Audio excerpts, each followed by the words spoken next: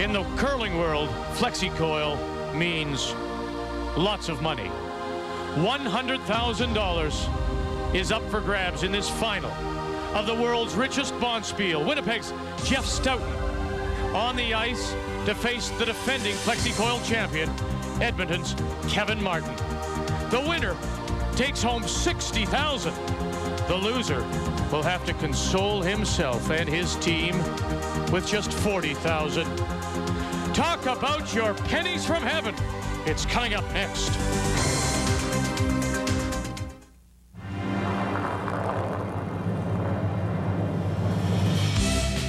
After winning a couple of Canadian mixed championships and a Manitoba title, Winnipeg's Jeff Stoughton finally broke through in 1996, winning the Labatt Brier and the World Curling Championship. And today he gets ready to face an old curling foe. And that old foe has done this twice. Twice raised the Labatt Brier tankard. Kevin Martin winning in 91 and 97. And today he tries to win curling's richest prize for a second straight year. And what a prize it is. $150,000 split among the 8 qualifiers. But it's the $60,000 that goes to the champion. Stoughton came through the A-side undefeated. He beat Kerry Burtnick in the semifinal, while Martin was a B-side qualifier. Lost once, then beat Mick Peters and Ed Wernick in the semifinal to qualify. We're in Saskatoon for the FlexiCoil Curling Classic on TSN.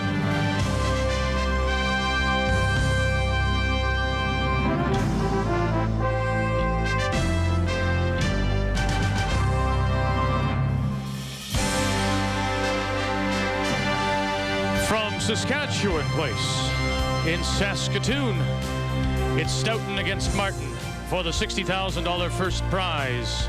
Welcome back to our continuing coverage as we join Linda Moore and Ray Turnbull.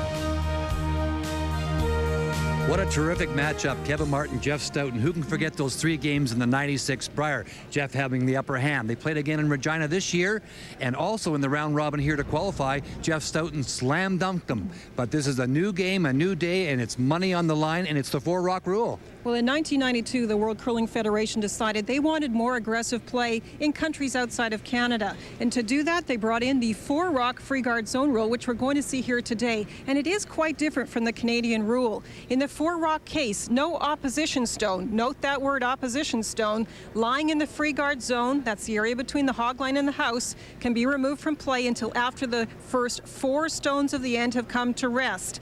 The hard part is the team with last rock trying to defend a lead. In this case, Jeff Stoughton at the World Championship is going to try and tick a stone over. Steve Gould throwing it because you can't move that yellow stone all the way out, but you can move it over.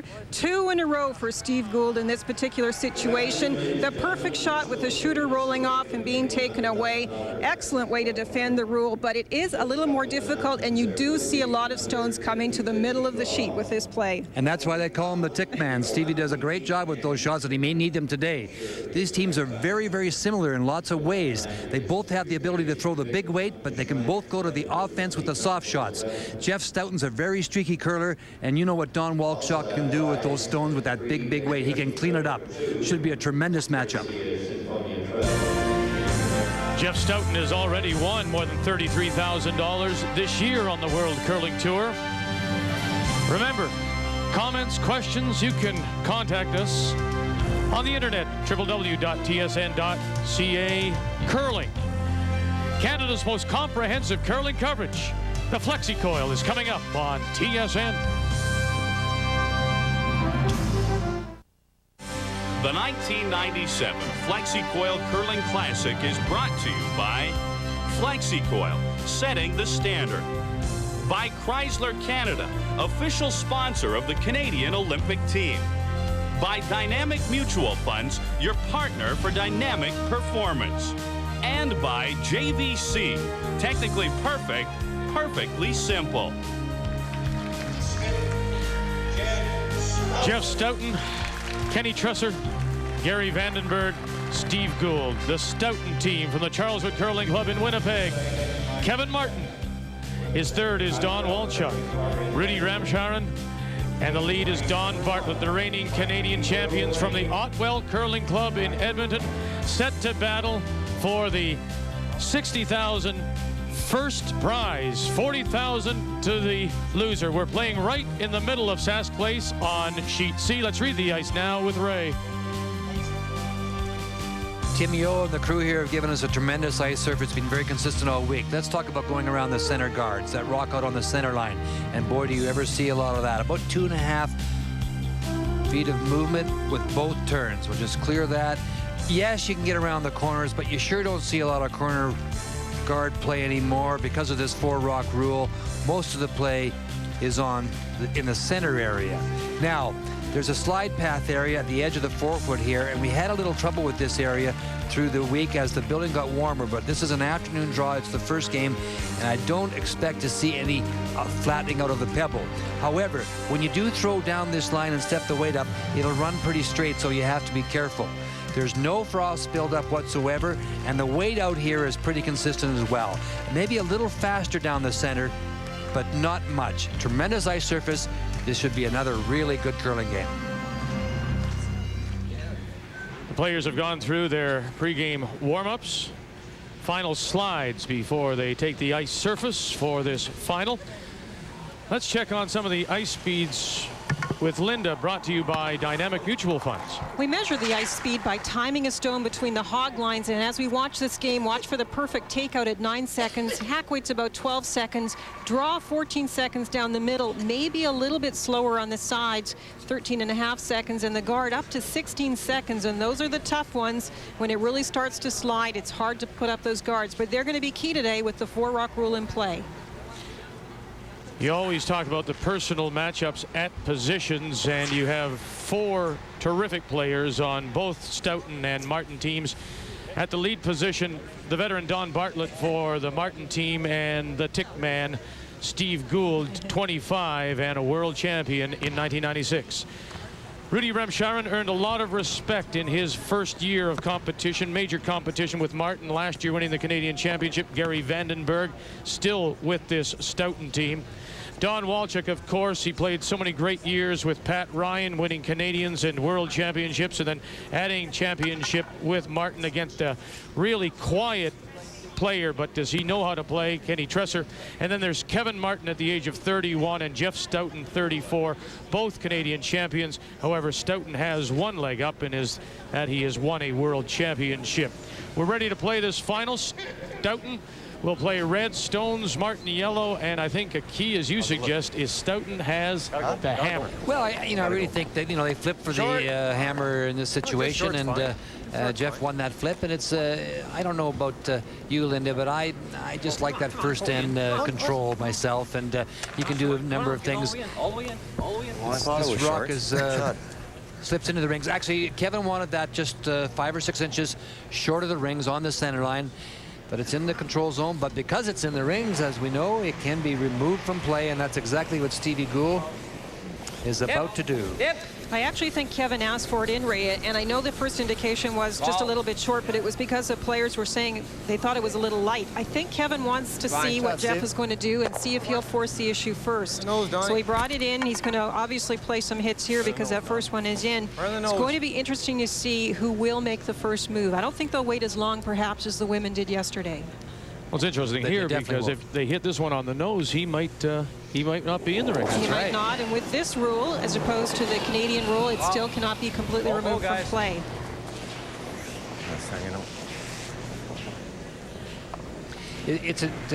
When you did the comparisons from one team to the other, Vic, it's really interesting. The front ends are, from a mechanical point of view, from the throwing aspects of the game, I think the front ends are very, very, even.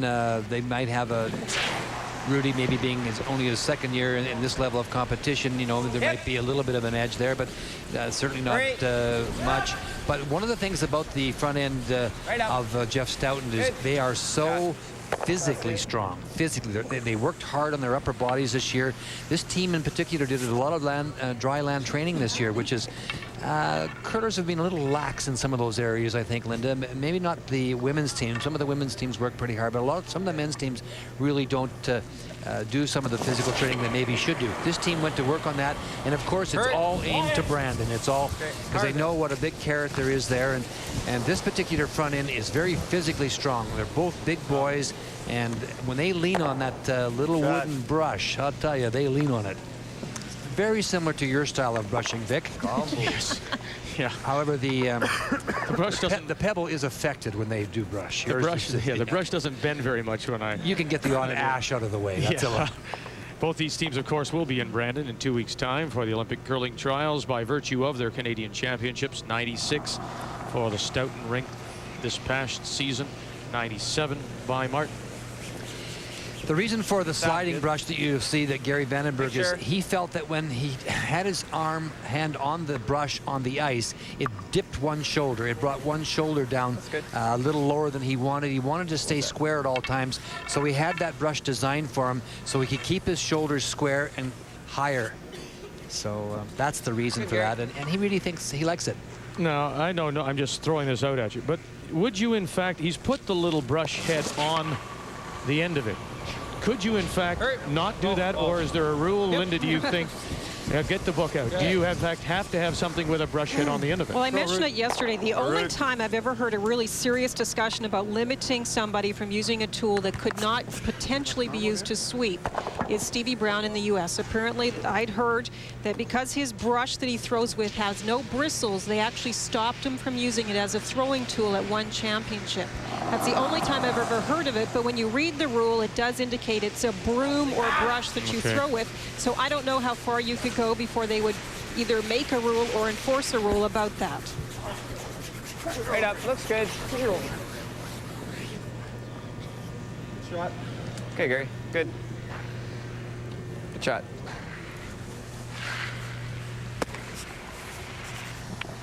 Let's take a look at the delivery now. He's good and square right here.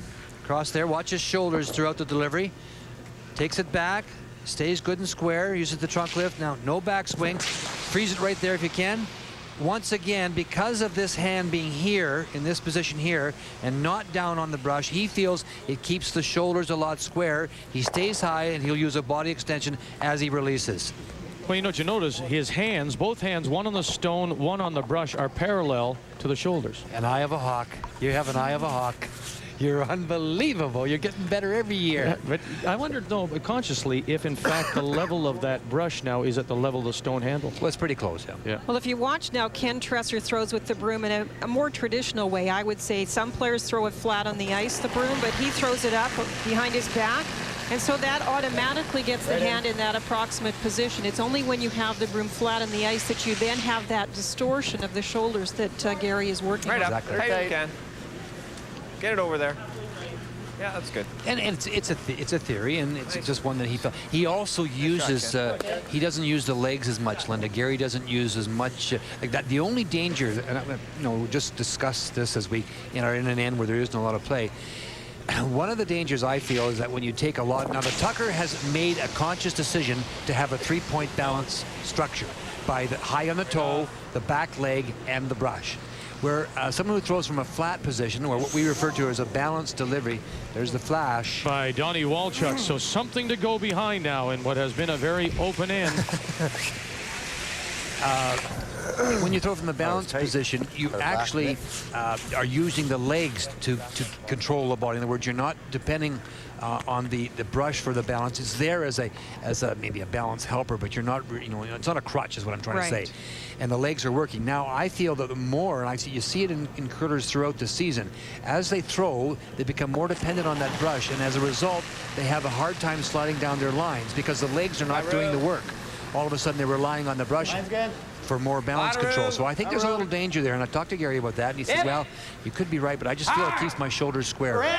Hard for line. Don't want to get too technical, but that's kind of the... Right up, guys. Come on. Steve Gould and Gary Vandenberg on this stone by Ken Tresser. All right. Can't sneak it around, and now there's two, and they're overlapped. Something for Kevin Martin to get behind. We hope you'll appreciate our innovation for this year's curling. Our constant reminder of rocks in play, as well as the score. What are we looking the at? red dot means the hammer. Hey? Something new for our most comprehensive curling coverage. I appreciate it. I can keep track of last rock. Ray certainly appreciates it. The guy makes a couple of mistakes in 12 years. And this is interesting. Kevin could actually get those two guards off, but he's got 2 shots, of course, and this is his first. He'll go in and defend against the corner guard by being there first. Now you've got to keep this in front of the tee line. Line's good. Come on, hard line. Come on, it'll look real bad. Come on. Okay, the nice thing for Kevin is he saw Ken's line in the stone before this, and it did curl nicely. Okay, line's good. Come on. Come on. Come on. Just need a corner tuck so they can't get a roll. Good shot. Note a little bit on this. We've really been pleased about the interactive mail we've been getting. This one from Dave Banman of Winnipeg. I'm thinking of attending the Olympic trials in Brandon. Who do I contact for tickets? We have an answer for you. Keystone Center in Brandon.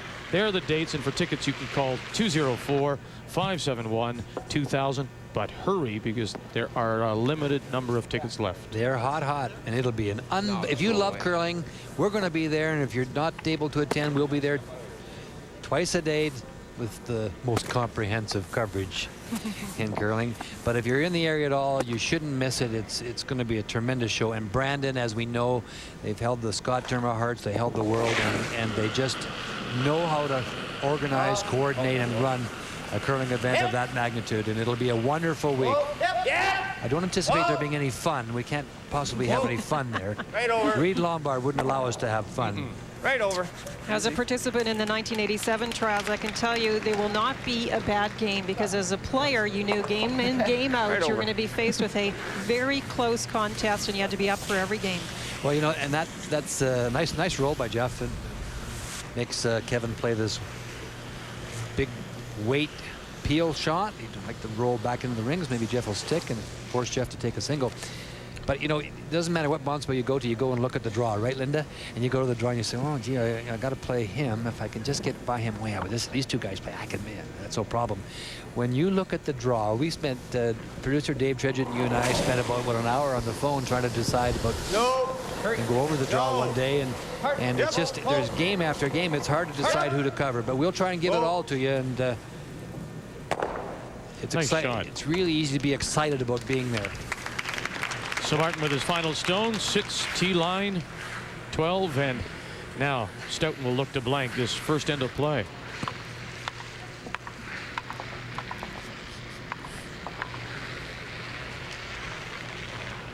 Jeff Stoughton, who won Canadian Mixed Championships in '88 and '91, and then was the Manitoba champion in '91. Went to the Labatt Brier in Hamilton that year. And then broke through, of course, as we say, in '96. Interesting enough about that Hamilton Brier, that one particular game that Jeff Stoughton played Kevin Martin at the Hamilton Brier may have been one of the games that really solidified the fact that we needed a rule change. Remember that game, Linda, Vic? Very wide open. Kevin got 2 in the first end with a great hit and roll, and Jeff couldn't get in. Kevin drew to the side of the button for his extra point, and then we had 8 straight blank ends. Yeah, well, we have a blank end to start this one. But there's no doubt that Martin and Stoughton in '91 may have helped change the face of curling forever. We had a blank in this first end of play. Men's final, the FlexiCoil Curling Classic from Sask Place in Saskatoon. $60,000 goes to the winner. And the Martin lead is Don Bartlett, who wants to say hello to his grandfather, Bert Bartlett, in Corner Brook, Newfoundland. We say hello to Mr. Bartlett as well. Pleased to do that. Easy, easy. We got lots. Lots of weight. We're in the rings, probably. The call was outside, I think, wasn't it? This one was, for sure. I think so. It's good. Top 8. All right. It's good. All right. We'll sweat. Jeff's going to wait.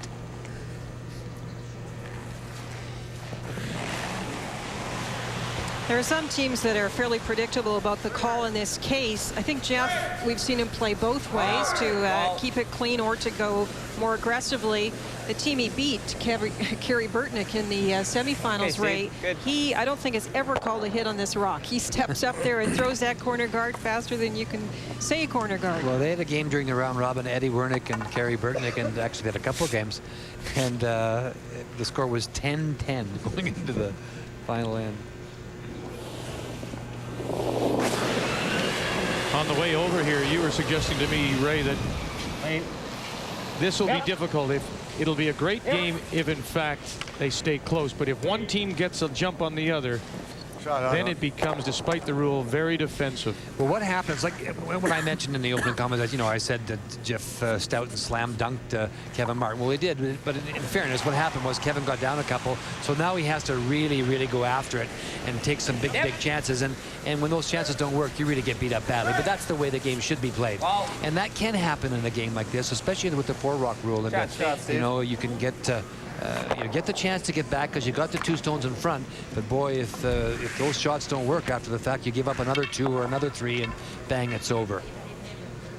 I think the concern with the Canadian rule, and people might wonder why the rules are different, but in 1992, the World Curling Federation brought in the one rule. Canada studied it, and they decided that there was so much play to the middle, and the fact that the team with last rock did lose quite a bit of the advantage, it seems, from having the last rock. So that's why Canada came in with the 3-rock rule.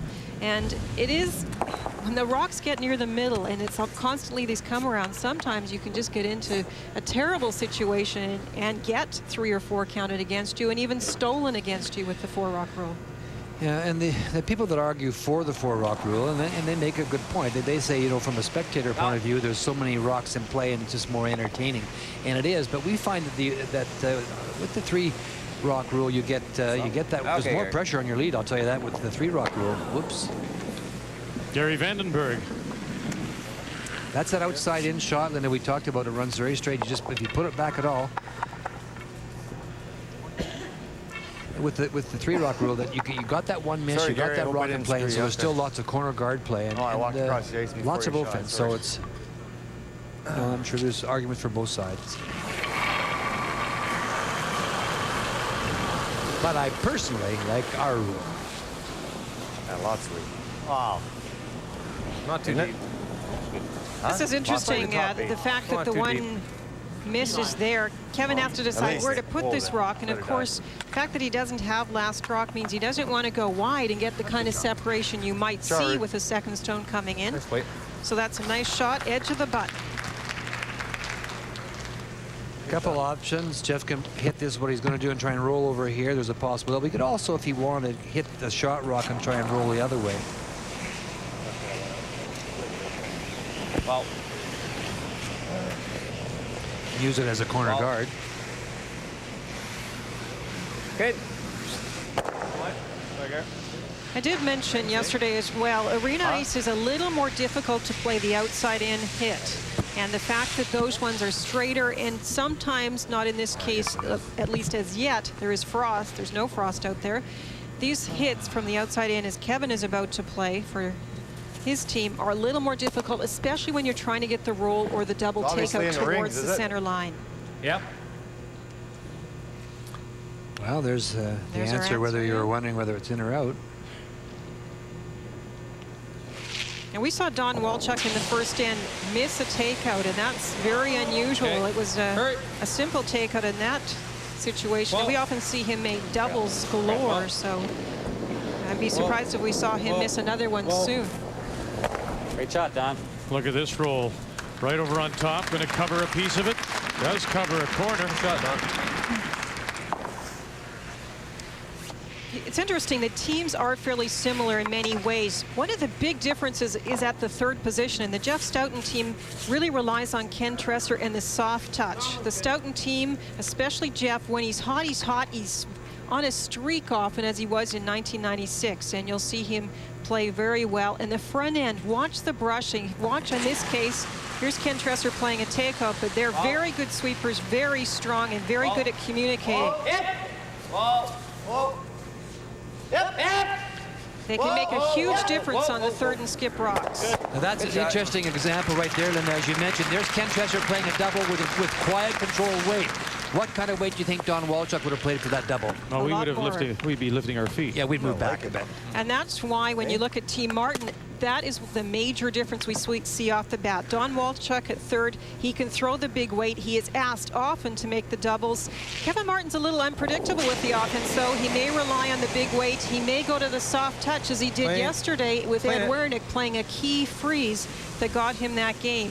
And so you really have to watch yourself when you're playing Kevin Martin and don't get trapped into thinking that he's going to be one-sided with his offense. Now, you make a good point, Linda. In that particular end, Eddie spread his rocks out, thinking that Kevin would probably play the hit, and Kevin just kind of crossed him up a little bit and went around and froze to the face of Stone, took a possible two-ender away from Eddie. I think if Eddie thought he was going to play that quiet shot, he would have gone around himself, the front Stone.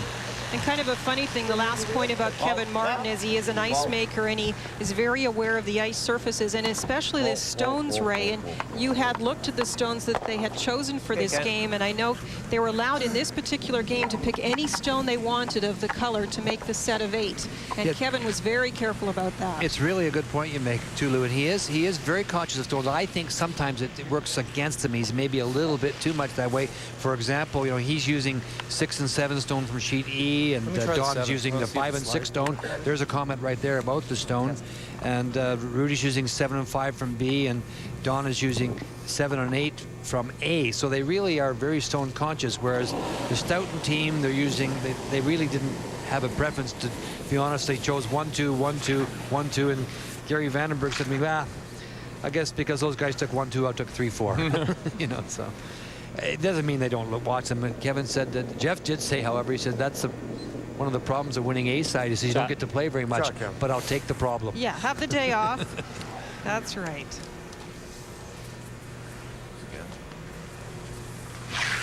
Well, there's a nice way to get your draw weight. Right on the button, right on the FlexiCoil.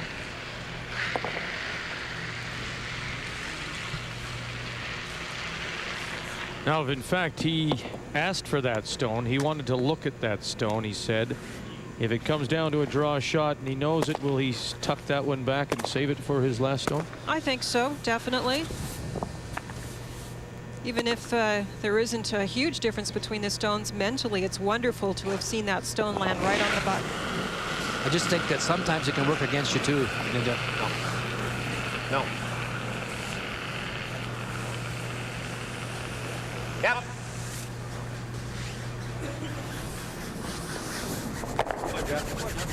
Boy, they've had some great matchups. Those 3 games in the Briar were just marvelous.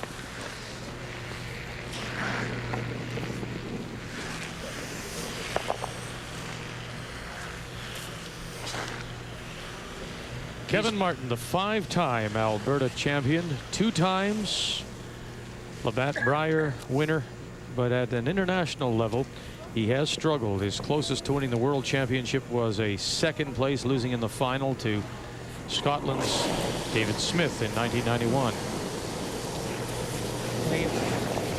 Hurt. Hard. Okay. Hard. Hard. Hard. Good, good.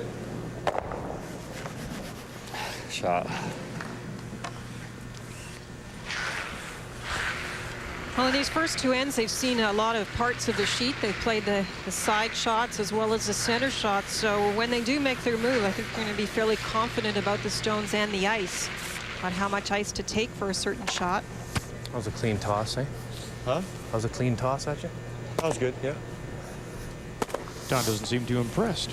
He's so great. He's such a terrific person.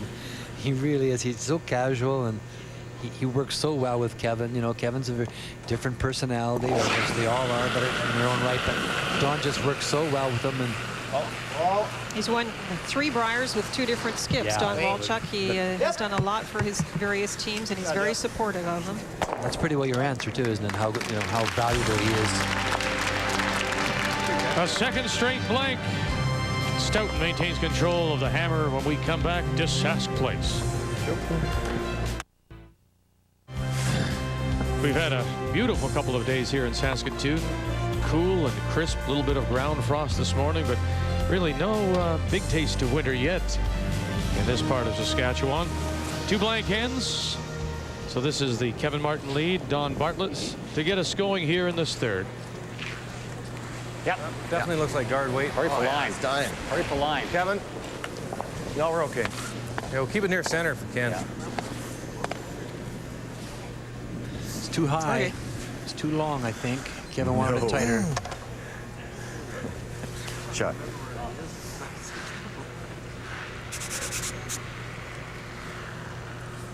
Jeff is just cleaning up the ice a little bit. They're very conscious of any marks on the ice, not just debris.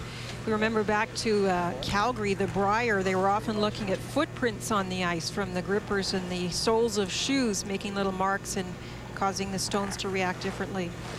The one thing that Stevie and Gary are absolutely adamant about is that people keep their hands off the ice surface. And they're very quick to tell their opposition if they, if they put their hands down or lie in the ice for any length of time, because that does melt down, break down, and you end up with flat spots on the ice surface, which can definitely affect the running course of the stone. So they're a team that's very conscious of that. 2 out in front. Sure, it's not bad. It's on now. Just short to in. But the line Yeah, will short's good. Yeah.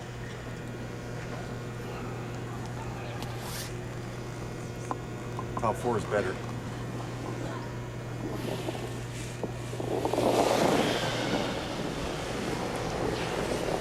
Okay. Don Bartlett. I don't think that's a lot. Huh? Watch it close. This is where the Dialed here. pressure is on the lead. We Lots do of have weight. 2 front stones. This one could be anywhere up to top 4, but it can't be deep. If it's a little bit short even, it can be used. It can be promoted in later. Well, bring her right in. That's good. Shot, Don. Nice shot. Oh, very nice. Bites top 4, center line. Look at that. There's a great indication of the amount of curl around the center guards coming with the intern side.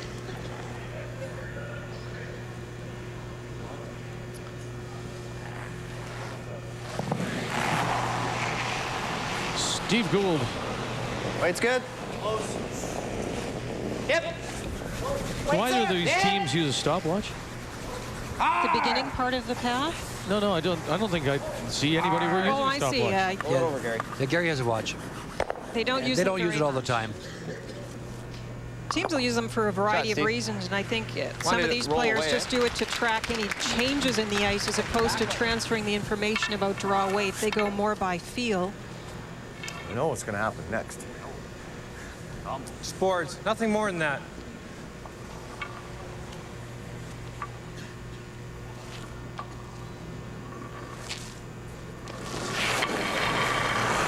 Rudy Ramcharan works for Nico Systems. Hey, close. Clean. Hurry. Hard.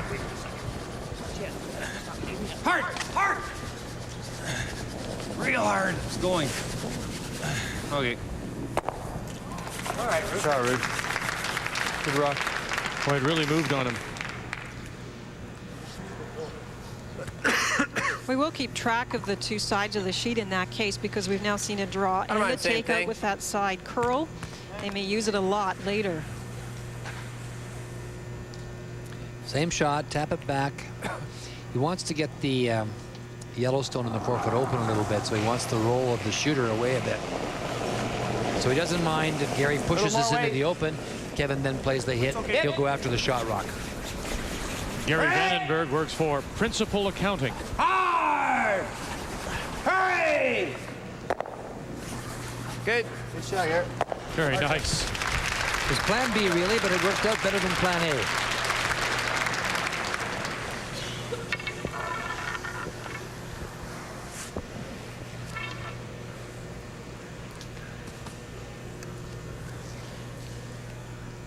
Oh, we can come here, I guess. Rip one of them. Want to rip them? Red one, anyway. Or drive the yellow Let's try back. to make it straight back then. Why not drive the yellow back? This is good. This is good.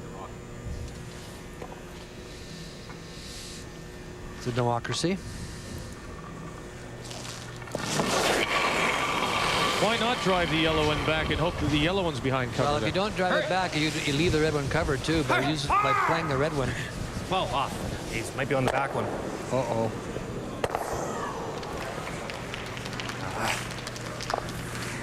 That's why I like hitting ours. Yeah. Hindsight, eh? Yeah. Short. On the wrong side. No, right here.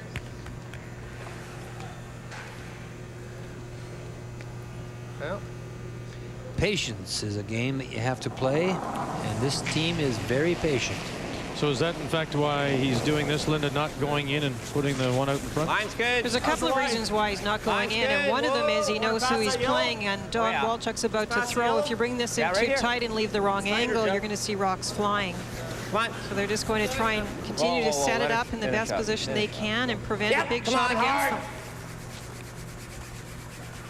Just want to get it up. Wanted to curl a little bit more, but it's a good shot.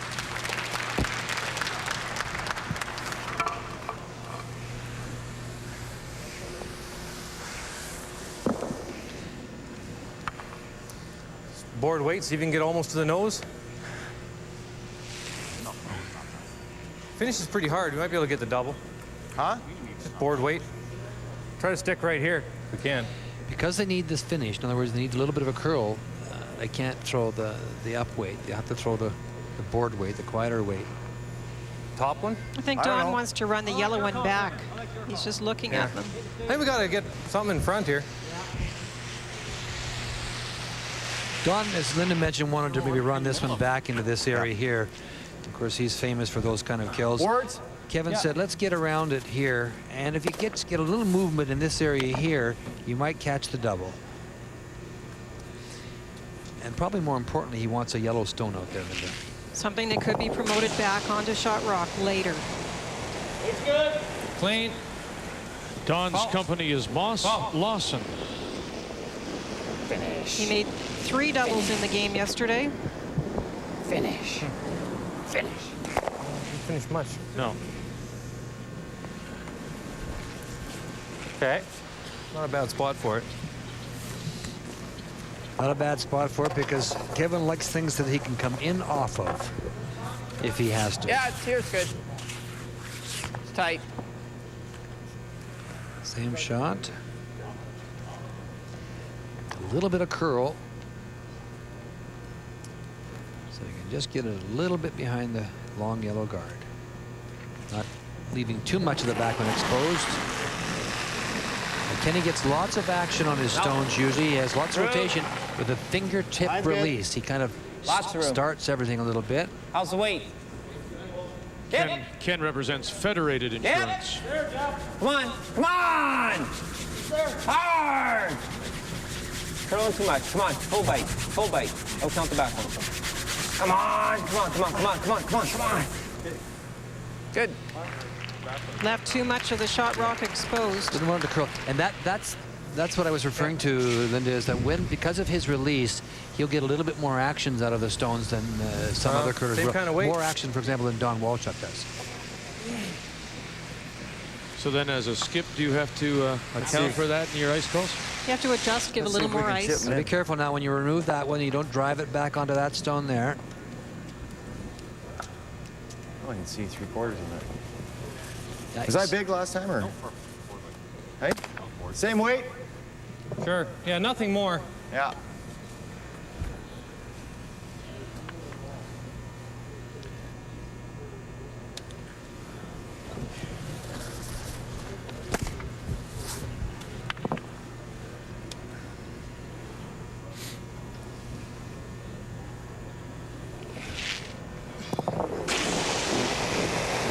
Don Walchuk. Hurt. Hard. How's the weight? Whoa. Yep. Oh! Martin, nearest to the stone. Hurry, Ram can't jam the Sharan back. is out in front. Hard. Doesn't want to jam the back one. That's what I showed you. Exactly what he didn't want.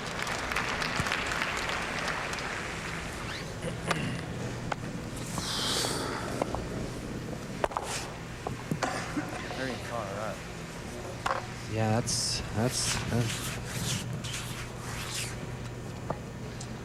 Got to go now with it. Get it out of there. Little roll in front of your other. Yeah, we had to get that past the back. Normal. Took away their biter. Beautiful.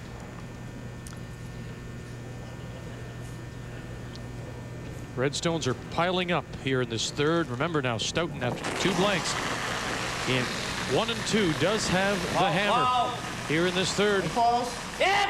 Whoa! Whoa! Whoa! Good. He's a good one, I'll tell you. He is a good one. At this point, Kevin's saving grace is those Yellowstones out in front. If he can get a roll behind them, he can take this end away. You can get the double, as you mentioned, Linda, by hitting this one here and catching that one on the way by. The big thing is what you want to do is get the roll over into this area here. Oh, good. Try and take the end away. Skip stones to come here in this third.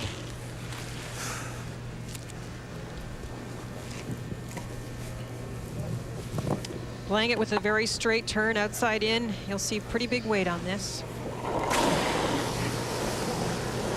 Yep. Kevin's curling supplies in Edmonton. There's the hit. There's the roll. Jump all over it. Drag it. Jump it. Great roll. Beauty.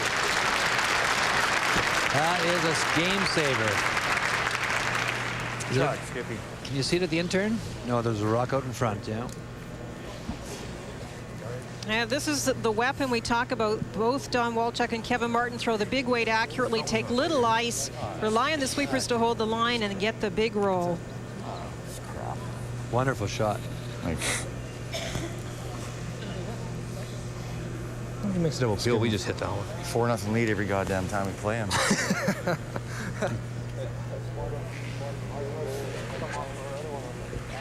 Play intern. Double peel. Try and get them both off. Have to cover that yellow. Eh? Well, probably will. Good lesson. Good. Yeah.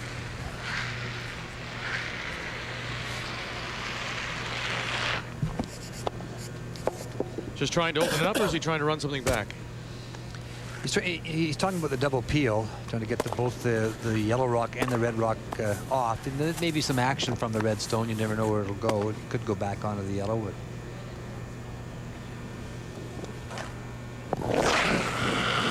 Jeff works for Air Canada. Hip. Whoa, whoa, whoa, whoa, whoa, whoa. Right off. Right off. Good. Little action on the other yellow they were worried about. Not bad.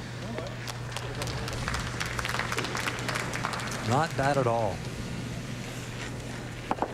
Or just hit the stick. Okay. I don't know if you can, yeah, okay. What's that? Yeah. You can see it all? I can see all plus 4 inches. Okay. Nose is great. Okay. Lie to. That's a little too much ISO for my intern. Yeah.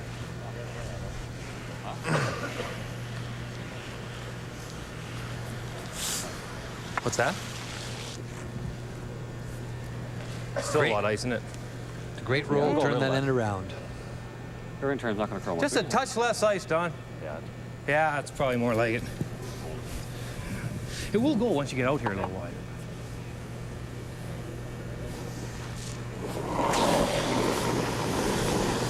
Whoa, Final stone of this third end for Kevin Martin. Stay close. Whoa. Well. Okay, take the double. Take the double. It's got it. Ah, boy. Sure does. 4. Now line 3. Isn't that something? Amazing turnaround. After facing 4 with his first. Don't want to be too heavy. If it over curls, bump it in. He was right. It is a little bit straight out here. Played the in-turn and knew the angle. They know the angles well, both of these teams, and are always ready for that plan B, which worked out great. Oh, man. Fun and games, eh? They were sitting 4 a minute ago. Seemed to break pretty hard at the end. Thanks, Ken. That end around and Pure survival. Two great shots by Kevin Martin. The first one in particular was just a sensational shot because Jeff had no alternative but to play what he played, trying to get the front off. Mark. Back 8. Now this should run pretty straight down here. It's just playing back, 8-foot weight, almost draw weight. Yep, for line. Line's good. Hard for line. Hard for line. Look at Gould. Hard. Closest to the stone, Vandenberg out in front. Really have to work hard now to get by that guard. Really have to work it. Okay. 1 or 2. It's a steal of 1 for sure. I think it's 1. Tall muzzle measure. Measure, yep. I'll measure to see if it's a steal of 1 I thought I threw that about normal. or 2. I thought I threw that normal. A little more.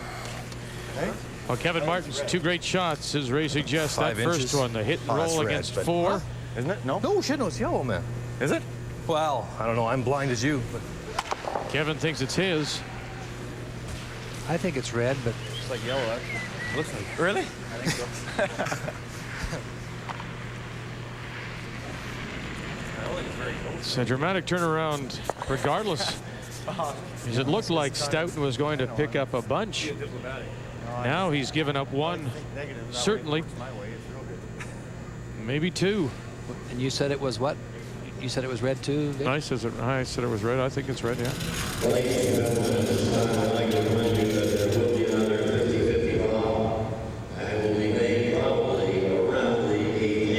It's yellow.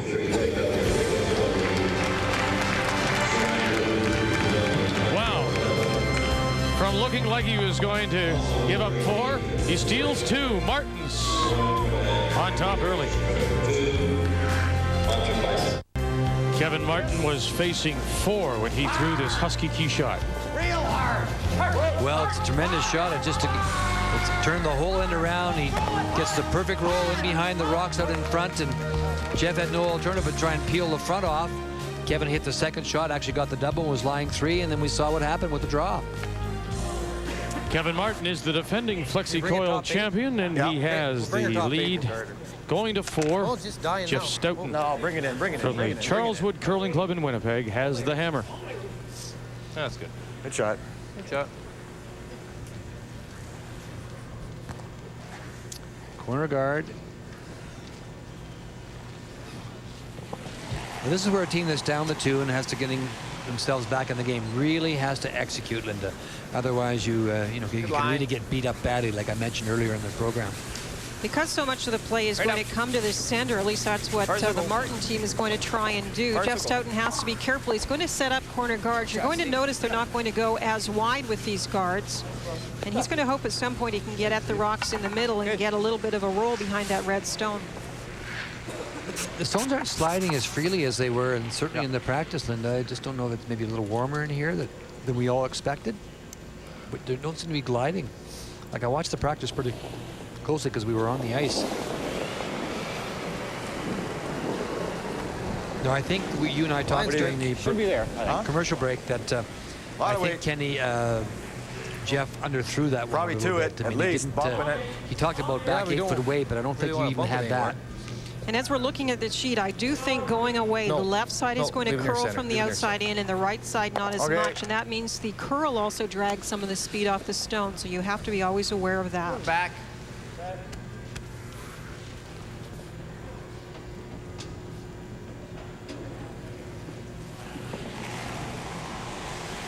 Steve Gould. Jeff is going to try and utilize all the stones in play, including the yellow stones. He's just going to tap these yellow rocks back and try and build up a bit of a wall at the back of the house, making his rocks more difficult to be removed. He'll look for little rolls as well if he can get them. A little light. Hey, Steve. Steve was light. A little more weight he needed there. Just board weight, Rude.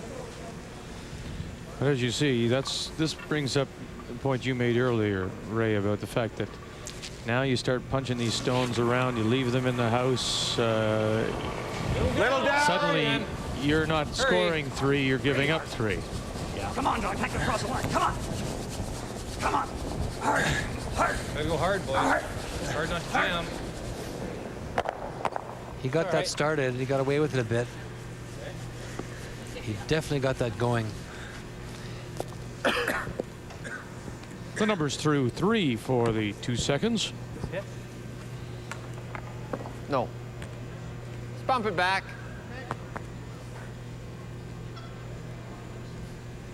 Just hit those. As Linda mentioned, though, Gary, Hard Jeff for wants to line. keep all the rocks in play he can. Hard for line. Weight's good. Hard. Come on. Well. Okay. Lots? Through. There you go. They want that Yellowstone to stop in the rings in the back 8 foot, back 12 foot.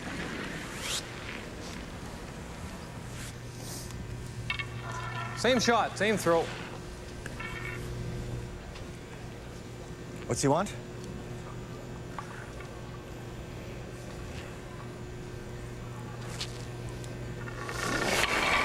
Rudy Rumsharan. Okay. Little more better. weight. Line's better this time. Lots of room. Whoa. Clean. Hurt. Hard. Well, off done. Off. Shot, Rude. Shot, Rude. Those ones will bring the percentage up a little bit for Rudy. We need last. You got a little more weight there. Yeah, a little Christmas Same weight. roll, too. Hit and roll. And of course, we have to remember Gary being left-handed. This is his out turn. Well. Hair less. Well. Hip. Well. Hip. Well. Well. Well. Oh. Good shot. To roll in behind that Huh? Yellowstone. Good shot. Yeah. Okay.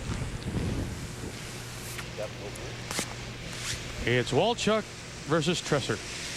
And the first end, Don did flash that open hit, so that really brought his percentage down to begin with. Last end had a bit of a mistake as well.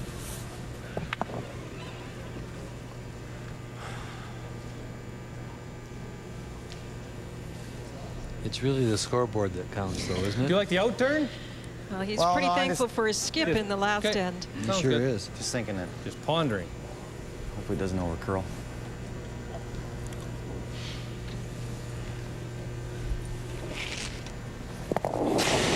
Two nothing.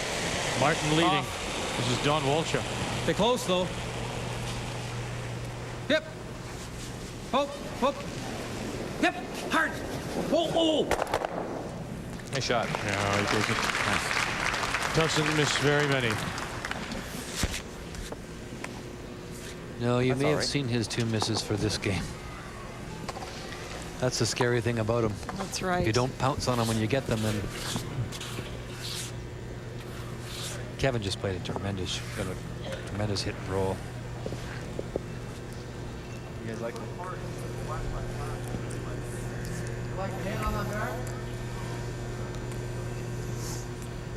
What, here? You can roll that way. Sure. Well, Jeff was going to come around the 2 stones, 2 yellow stones, to the top of the Up a 4 bit. foot, and he's decided Yeah. to. Kenny Tresser wants to play the hit on the front one. I'm not sure. It's Kenny's first stone.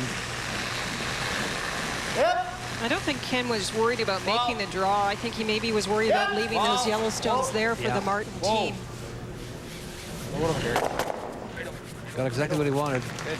Good. I think with your first stone, maybe that's a good call by Ken. You know, if it was maybe your second stone, it would be different. But gets Okay, what's draw weight? The secret here, Vic, is that with that shot, they open the 4 foot completely, so that if all goes bad, Jeff can get back in. Save is one. Yeah, save his one. You really get a little nervous when that control zone is covered up.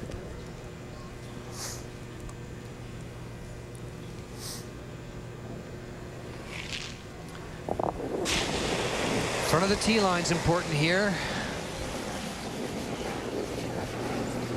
This is one of those shots we talk about having to move from the takeout shot they shot prior to this to a very quiet shot of draw. Whoa, looks like a lot of weight too. Oh, weight's there. Weight's good. Okay, we'll let her die. Oh, not too deep. Whoa. Whoa. Oh! Oh, my combo. Sorry, Don. All right. Our viewers should notice the rotation on the stones. Move it back. Solid rotation. Good, clean releases. What kind of weight? What's that? What kind of weight? Back 12. This is his strength. This is Kenny Tresser's strength right here, Lou.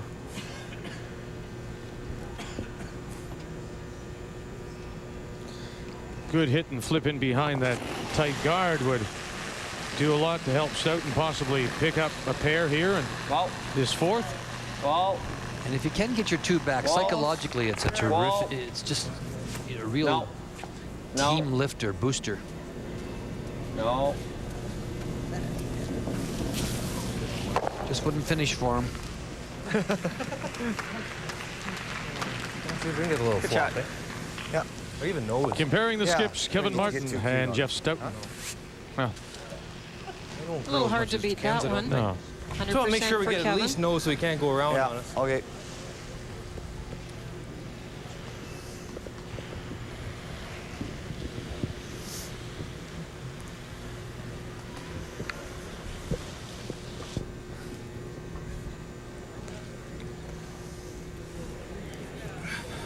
If I throw hacks down here, everything should hold its own. Looking for a nose hit. It'll put the rocket in a good position, not just in front of the tee line, but also blocking the path behind the corner guards. Clean. Yep. Hard. Really hard. Come on. This thing's going. Come on. Pretty rim shot. It went right away. It really Don went. Bartlett. I think it's on the front one or Trying to hold it up. Whoa! Inside now, a little flip. Look at this. My goodness, there's a 100%er. It looked like it rubbed the front one, actually. Oh, I didn't see it. You usually see that. It actually rolled that too go to my far, hand. though. They didn't expect that amount of curl, and you'll see how far the rock rolls, which they did not want. You'll see Watch here. how close it is. Maybe you did. Not much. No? It just went. Did you see The something? boys did well to get that back. It was very No matter how much close. he buries it, if I can throw that same. But there's the yellow stone. It rolled a bit too far. Now, at least Jeff has a path around those corner guards. Yeah, this gives Jeff the opportunity to get by now. It's a long guard, in front of the tee line. Get his extra point. Yep. Wow. I'm good. Stoughton's first. This one's going too, just like Kevin's did. Now it's Gould and Vandenberg trying to match them. Brush for drush. Not this time. Right. Hard. Here's light again, you know that? It was good. It was close. But Here? Yeah. Okay. I'm gonna play with this thing out here. Well, he'll come through one way or the other. Okay. Yeah. Well, not much. I Yeah. don't think we can make the whole length. Okay. Whatever. Yeah, We got somewhere force, right- force him to one. That's the main I thing. want to force him to try to make a hole somewhere. Yeah. Definitely split the center line with this rock. Okay.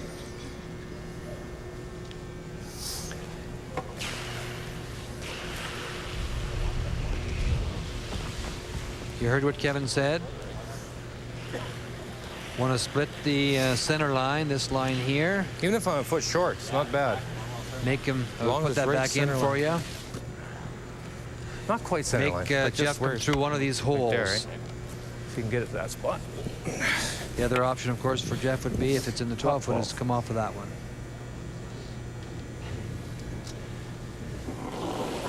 That was a big come around for Jeff Stoughton. He had a chance to really turn the end around. It's top 12. Curling. Yep. Hard. Just top 12, though. Hard. 12. Halfway down, it looked like Kevin Okay. Stone was going to be on that guard for sure. Come on. Great brushing got it by. How's the line? Whoa. That's good. That's good. Over curl. Okay. By leaving Jeff the same spot, there's enough room between those guards that they shouldn't come into play. Now you'll check with Steve and Gary right now to make sure was that enough weight. It was. They definitely could have gotten it to the 8-foot, but it certainly wasn't overthrown, Linda.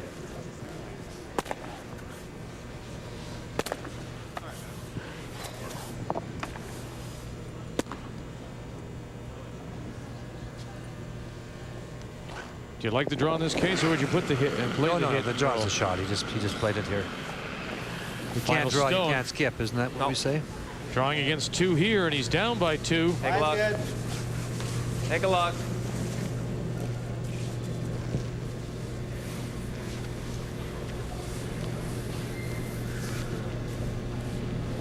Boy, Jeff. The man can skip. Canadian world champion in '96, Jeff Stoughton, will pick up his 1. But Kevin Martin and the team from the Otwell making it tough. For the first time, Martin will have the hammer when we come back to Sask Place. They're coming right up on TSN. World Cup qualifying soccer from Swangard Stadium in Burnaby, BC. Canada mathematically still alive for a trip to France, but probably more likely hoping to play spoiler against the USA. This past Tuesday at the Hub City Curling Club here in Saskatoon, Ray had about 140 students and had some great help. People like former world champion David Smith, giving all of these youngsters some great tips. Sherry Shyrick from right here in Saskatoon, former Saskatchewan champion, and the current champion, Peter Lindholm. It was tremendous, Vic.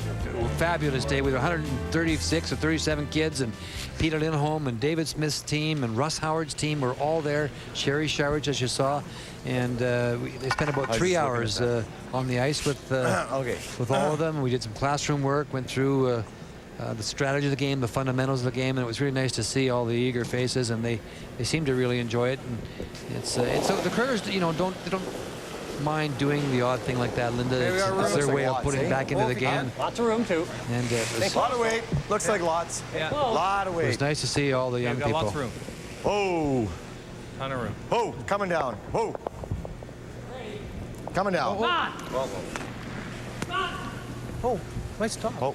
2 to 1. It's not going to bury anyway. Kevin Martin leads as we play here in the 5th. Martin with the hammer. Well, the skips have really helped their teams out of a bit of trouble. Kevin Martin in the 3rd and Jeff Stoughton in the 4th. Nice draw. Play, Bum. See if the teams can set something up and follow through here. If you hit this right on the nose and stay right there, then you're outside the rings. Yeah, but his first thought was to come behind. Well, because he threw up the long guard, and so he's thinking, I'm going, you know, I'm going to go. Hip. The key is here, you have to hit this on the nose. That's fine. Got enough. Chat, Steve. And out it stays. Good. Out it goes. Outside the rings it stays. Out the yellow one goes.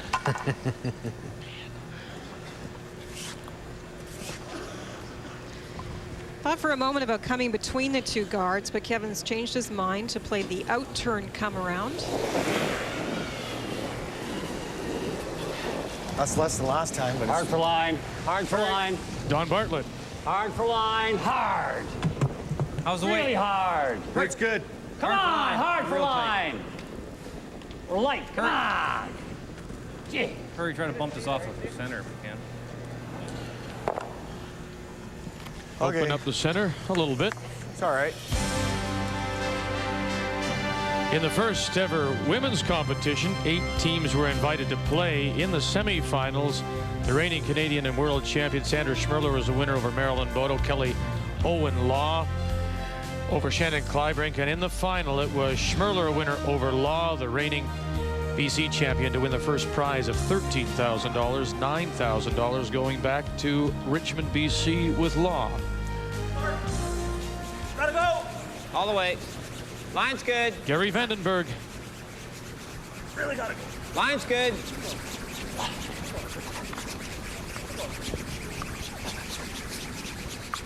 Everybody's a little fooled with the weight, I think, Linda. Everybody's so underthrowing. There you go. Just a wee bit. It's Heavy draw. my perception of what's happened is Bump this in. it's just not as hard as it was in practice. It's just softened a little bit, and they're just not sliding. I mean, you and I were on the ice surface, and they were really sliding. No, that's normal in practice sessions because it's it's fresh ice, but fast. it seems to have. It is difficult because the stopwatch times are often the same, but it's the fact that they don't glide at the end, and you have to make sure you stay on them with the sweeping. Yeah. Well, off. Curling too much. Off. Let me just split it off. It's not bad. Dumped it. Shot. Dumped it. Turned it over as he released it. That weight here is good, though? Yeah, this will be fine. They're referring to the fact that also the outside parts of the sheet, when you're running down the side of the 12-foot into the 8-foot, is a little bit heavier than the 4-foot band down the middle. So they're just checking on the weight for this particular shot, saying it's a little bit faster. It should be the same as the last one. Hurry! Go for back! Hard! Gould and Tresser. They're also having a lot of trouble with the line. I don't know if the releases are just coming over the top on the end of the release and thus getting the rock started and curling more. Could it be the ice down that path? No, I think Linda's right. I just think that they're not. Rudy and Gary just didn't throw those clean. There's all there was to it. They got them. The weight was fine on that shot. He just didn't get to full to the stick. Normal hit. Got it started. Come off the back of this one, too.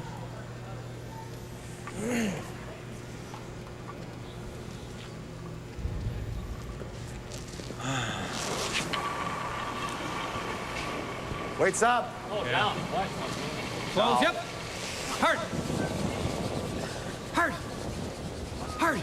Hard, hard, hard, hard. Rudy Remsharon. There's the hit. Look at this roll now. Oh, boy, Rudy. Off the back. Very nice. Good shot.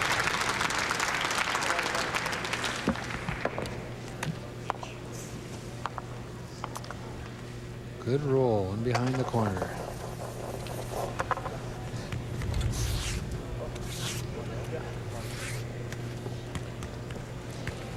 Put a stone in play that I can use after. Nice roll, and those rocks in the front aren't lined up very well. No, there have been a lot of taps over there and moved rocks around, so there's no direct raise. Ken Tresser. As we play third stones here in this fifth, with Martin leading 2-1. Just short, right here. Line's good. Wall. Right here. Whoa. Let's finish up. Whoa. Whoa. Oh. Good. Okay. It's a little too deep. Okay. Just throw, just hacks. Hack? Hack. Well, actually, board. Let's go board. Make sure we get it out. I don't mind hack. Whatever you want. Whatever.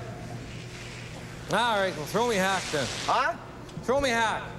Well, I don't mind board either.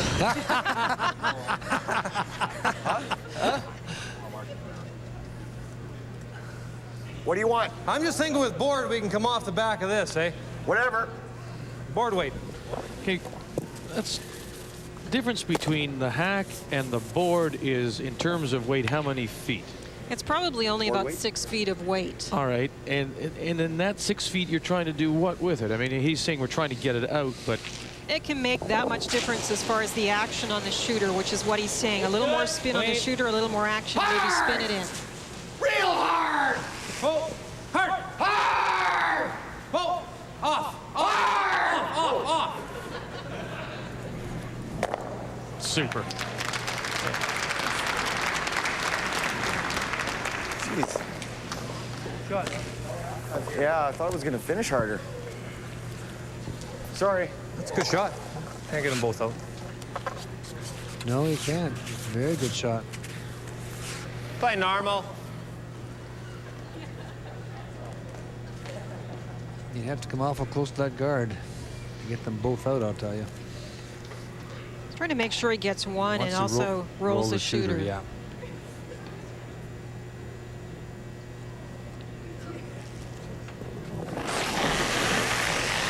Ken Tresser. Well. Hit! Hard! Hurry! Vandenberg now closing to Stone. Gould is leading it out. Got it by, they do. Get them both. Good. No, the first race Stone will sit top 8. Well, the yellow one is open at the moment, and the red stone's in great position to be raised. Same weight. Freaking. Huh? Kevin has to make a play on it and hope for a little roll. What? Boards? Just same weight, yeah. Was that firm?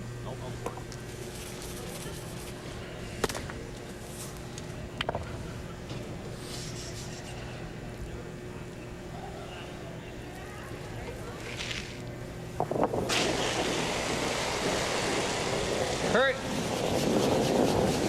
Hard, guys. Hard. Ball. Walchuk made a beauty with his first. Go for the roll. Hard. Hard. Little flip, little roll. Shot. Nothing.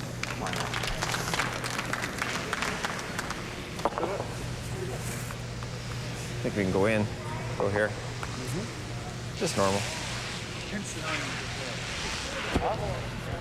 Been some interesting ends from a turnaround point of view, Linda. You know, that end was looking, you know, quite nice for Kevin Martin, and then Kenny Tresser made a terrific shot. Boy, he was close to that guard. If you ever ticked that guard, you know, this is a big end for Martin. Martin's in the enviable position to be able to, even 2 points, puts a good lock on the game. So Jeff Stoughton, who's had his way with Kevin over the last couple of years, is certainly in trouble. And a great shot by Kevin Martin. Just turned this game right around.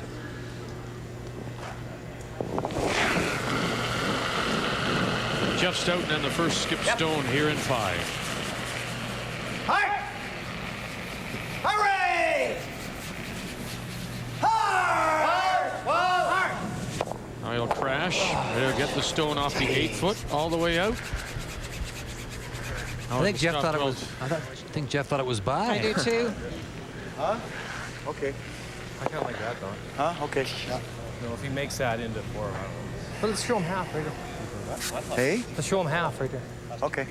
And if he makes a double, we Why got the don't you split like for the ball? 2. Why don't you like the ball? Well, he's coming around today. If I bump it a little crooked, he's going to the button. Yeah. Okay. Yeah. Right? So let's block the button off. I really think Jeff What thought do you that think? was passed. That's My why he outer's yelled bound him, to called crack. him I have off. no idea. Okay. This is a good point. The Yellowstone in front of the house could be easily be tight ice raised with in my or out turn. split in. But Kevin's saying if I do that, more? I'm leaving an easier position for Jeff with his last rock, Well, hoping to get if out of we- it to get something Geez, that in split looks pretty good, first doesn't it? Well, into a yeah. better That's That's what position. you're at. Well, just play it. If we split it, we split it. Play the come around. Split their talk, playing the come I around. like it. But if they happen to split that one there I do too, actually. and I like this. Top roll 8 in is there, good that enough. would be another option. If they play this straight raise, they would still leave a guard out in front What for did Jeff I, to draw What did I behind. draw the button with? 7, wasn't it? Yeah. Yeah. Remember that? First, Yeah. You pointed that out, Vic. he played the 7 stone and put it on the lid. And now he's going back to it. Line's tight. Oh, line's good. Hard, though. Okay. Wait's Okay, there. line's Lots good. of room. Ton of room. Wow, wow. Hurry. Wow. Off. Wait's Wait. here. Wow, right off. Oh, it's doing nothing.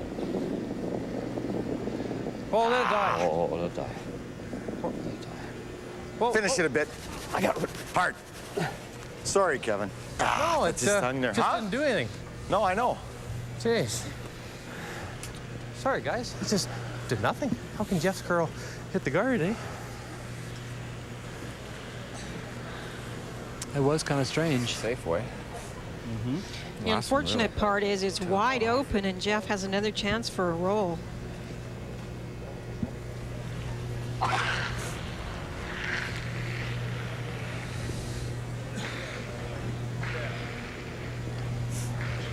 Go ahead, Don.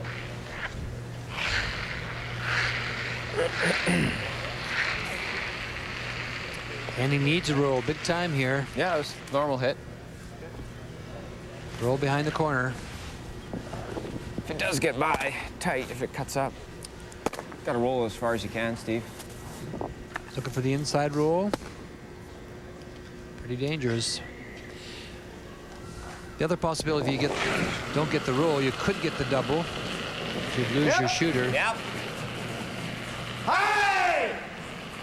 Hard! Final stone for Stoughton. Going to get this one by. No, again. This game is over. And he's raised it in, and Stoughton now in danger of giving up 4. Is that enough? Yeah, this should be good, eh? Oh, geez, I almost wrapped on the 5 last time. Yeah.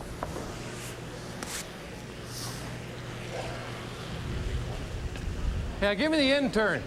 That's exactly what we talked about, is the fact that once you play this style of game, when you're down, I don't know what's going to happen to the darn thing. It's going crazy. I don't think it's as quick down here as it is there.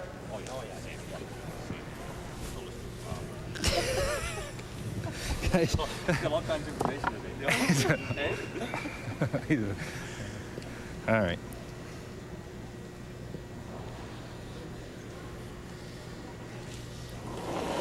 Kevin Martin refocuses, and his final stone here in 5. He leads 2-1 and has a great opportunity to add 4.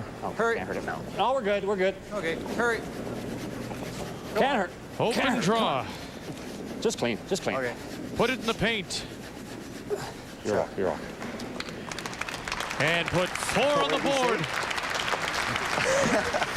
All of a sudden, I'm a Gina. Kevin Martin and the team from the Otwell Curling Club in Edmonton take advantage of a couple of crashes by Jeff Stoughton. Hey, Cart. Hey, Glacia. How are you? 6-1. I'll be home pretty soon. Could be home with a lot of money. 1997 FlexiCoil Curling Classic is brought to you by FlexiCoil, setting the standard. By Chrysler Canada, official sponsor of the Canadian Olympic team. By Dynamic Mutual Funds, your partner for dynamic performance. And by JVC, technically perfect, perfectly simple. The Husky key shot of that 5th end, you would think, would have been the draw for 4. No, but it was the crash, a couple of them by Jeff Stoughton. Well, really, it's hard to explain what happened to both the stones. The first one they thought was by. This one just moved big time, and he chips the rock in the ring. It's free draw for 4, and really, it's a tough task now against Kevin Martin. It's a 6-1 lead as we join Linda with a couple of special guests. Well, you're right, Vic. I'm joined by Bill Hunter, chairman of Marquee Entertainment, who was very instrumental in this event, and of course Doug Warner, vice president of marketing for FlexiCoil, the big sponsor of the event. I'm going to turn to Bill first and just say we're very impressed with the event. Of course, it looks fabulous. You added a women's division this year. You must be very pleased. We are, Linda, and the women's division was a major asset, and the ladies lent a great deal for the fans. They provide excitement and great curling. And no event is complete without the volunteers, and you had a lot of them working on this event. Close to 500 volunteers, and we want to thank Doug and FlexiCoil because Scott Summick, chairman of our volunteers, he and his team of directors and all their volunteer team have done a great job. And of course, we mustn't forget to mention the Shriners and the Curl Saskatoon. They've been very instrumental in the success of this bonspiel. And we thank you for all your help during the event as well. Well, we thank TSN. We were just delighted to be able to associate with TSN in the telecast of this great international bonspiel. And of course, FlexiCoil, the major contributor, major sponsor. We were saying women's division added this year. Ray and I were wondering about a commentators division next year. Well, I think given the people that are commentating, it'd be quite a competition out there. But huge cash, and it's just wonderful for the players. As a former participant, was very appreciative to see that kind of money come in, and I'm sure they thank you very much. Well, we're trying to grow the sport. I mean, curling is kind of a big thing in Canada, and we'd like to see it grow even more, get some more young people out into the game, and we think this type of event will certainly do that. We thank you both very much. Looking forward to the end of the final. Vic? Linda, our thanks to FlexiCoil, the worldwide leader in seating and tillage equipment, now exporting to some 20 countries, and to Husky, a major sponsor of the women's competition.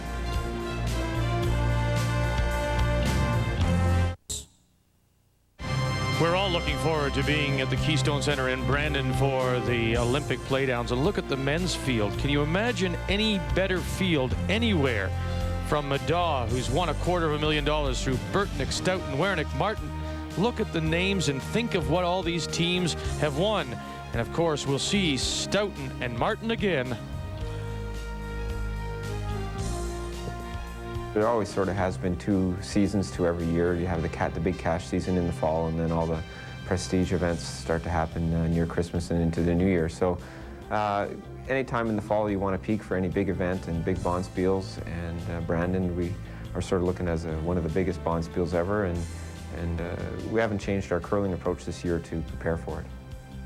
If the ice and the rocks are excellent, then it should be just a treat to play. You know, against these teams, every team, it's the best caliber of curlers that have ever been put together in one building. And to get to play team after team after team in good conditions should be fabulous. It really should be some wonderful curling, and we're looking forward to it. Our coverage, 2 draws a day from the Keystone Center in Brandon. The Olympic trials beginning November the 22nd. Wow, 4 for Kevin Martin in the 5th. He's up 6-1. And I would think you could start counting out that 60 grand, but with the 4 rock rule, you never know. As quickly as you get 4, you could give up 4. Well, you know, 2. You get 2 back, you give up 1. You get 2 back, you give up 1, and it's the honor. It can happen. So far. Hey.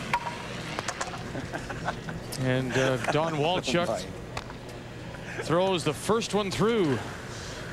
Steve Gould, the Stoughton lead.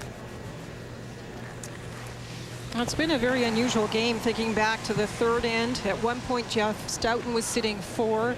Kevin Martin ends up stealing a couple. There have been a lot of rocks in play and a lot of possible good situations for both teams, but the last end was rather unusual, with Jeff Stoughton having his rocks over curl in a spot where it didn't seem to be a very swingy spot, Ray.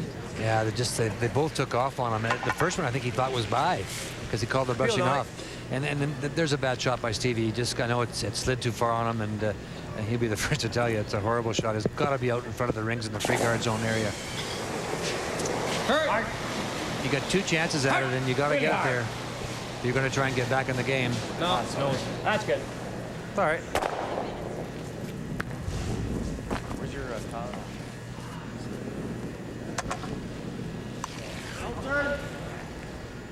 In.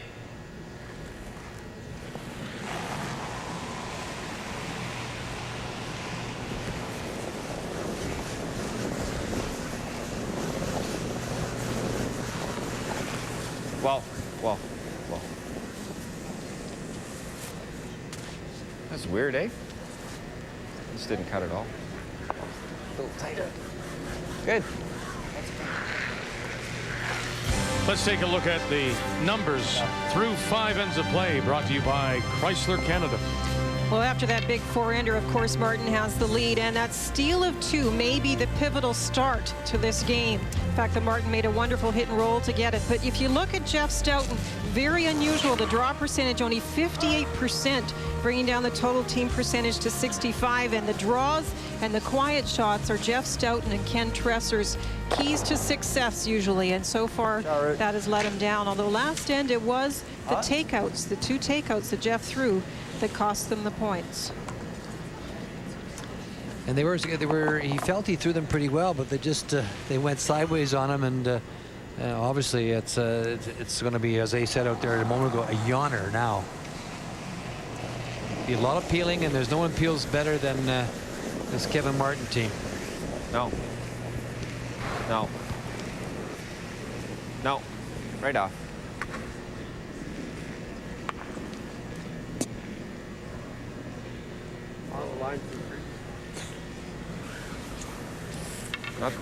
Not good. Okay. It's the richest bonspiel in the world, the FlexiCoil. This game with $100,000 on the line, and Kevin Martin looking to defend his championship. He won it a year ago, and he's well on his way to picking up the $60,000 again here in '97. It really is an amazing amount of money at stake. Ray and I were chatting, and I was saying that before this bonspiel, they used to have a lot of car spiels, and they seem to be just a massive event as far as the prize you would win. $60,000 here for first, and the fact that 3rd and 4th they still get $15,000 is just tremendous. Same spot. Yeah, it's a huge spiel to win for sure, and I think you're going to see a lot more of these, Linda, as time goes by, and both the women's curling and the men. Make sure. You get sponsors like FlexiCoil and Make sure. others that'll join the fray. Yep. Yep. Try, Garrett. Try, Gary. Good. This is what teams start to do. You wonder why you might play a stone so close to the edge, but they're looking for any way that they can get a Martin miss, and that is putting it close to the edge, hoping that the rock curls because of some frost or hangs because of some frost, and they get a nose hit or even a miss. And it's a different spot, a spot not used, as you mentioned, Linda, so you might get a little different action to it. Oh. All kinds of rotation. You're not going to hide many from Walchuk. No, the first stone slipping into the rings by Steve Gould really did change the complexion of this end completely.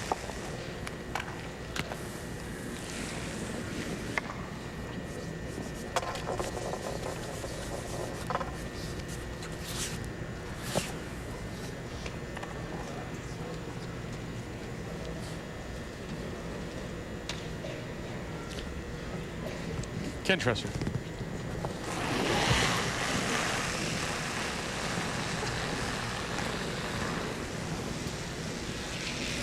Yep.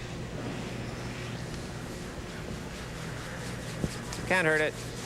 Well, Kevin Martin certainly owed Jeff Stoughton a win of this nature in the round robin, as I mentioned. That was absolutely reverse of this, where Stoughton beat up Martin badly.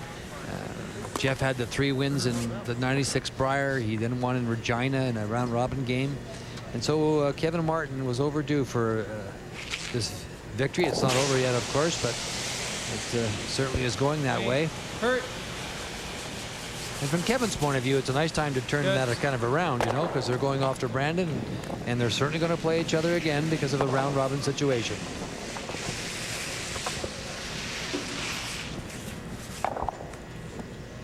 Same turn?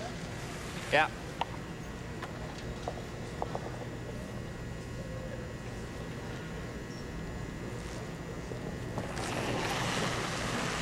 Do you think Canadians have adjusted reasonably well to the, because in 94 you said the rule came in, wasn't it? 3-rock rule. Right. 4-rock rule internationally, I guess we've sort of been so-so. Check. But the free guard zone, considering now that's been in place for a number of years, and considering all the arguments that people seem to have with it and before its implementation, I think everyone's adjusted pretty well and now has taken it. And some people say, boy, why didn't we have this earlier? I don't think there's any argument to against the fact that the change in the rule, whether it be 3 or 4, has really been a tremendous plus for the game, Vic. There's no one arguing, no one that I've heard of arguing against it. You'd have to be a real traditionalist to not enjoy what it's done to the game, because it's made it, not only has it made it more interesting to play, you know, and I still play on a competitive basis and regularly, and I still love playing. It's made it a much better spectator sport. We used to see so many ends just like this, end after end after end, you know. This is 91 in Hamilton. Exactly, exactly. And I think what's interesting with either rule as you look at it is some of the evolution we've seen over the last few years. For a while, there was only center rocks and come arounds, and then people tried to move the corner guards to different positions. Now I think people are more comfortable with what they like to play, and they have a bit of a pattern they establish in each situation. The team knows what's expected. The 4-rock rule does bring a little added dimension, as I said in the very beginning of the show, as to how to defend a lead. And even at the Worlds last year, we saw Peter Lindholm playing Kevin Martin and purposefully raising in a Martin stone to make sure the 4-foot band in the middle stayed open, because it's a little more difficult to defend when you don't have, when you have last rock and you have these center rocks piling up. So you'll see some of these changes gradually occurring, and people are just becoming more comfortable with the number of rocks in play and the possible shots they have to make to defend when center rocks like that are placed up.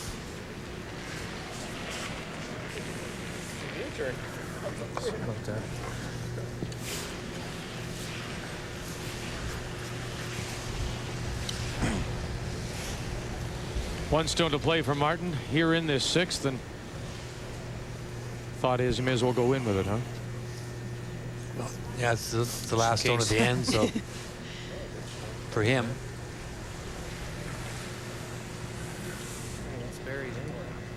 Does he shake this kind of thing off? Oh, Does he sure. shake that 5th end off? Sure, they all do. I mean, just as Kevin shook off the game he had against Jeff in the A side qualifier. I mean, you play these teams. Mine's good. And also, when you play these teams at this level, you know, Wait for it. one day it goes and one day it doesn't. One shot. Kevin doesn't make that hit and roll. Jeff gets 2 or 3. You could see a reverse of this. Wasn't it in the game in round robin play where Jeff got 4 one end? Yeah, so That's wide open.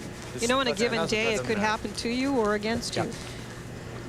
You see a lot more of this happening with the 4-rock rule than you do with the 3-rock rule. The 3-rock rule, you stay a little bit closer. You don't, because when you get down with these 4 rocks, a couple, and you start to take the chances, there are multiple stones that end up in the rings. And as we saw, if you don't execute, then you give up a couple more. Doing nothing stupid. This is okay. No, peel it over. He'll peel it. Get 1 guard anyway.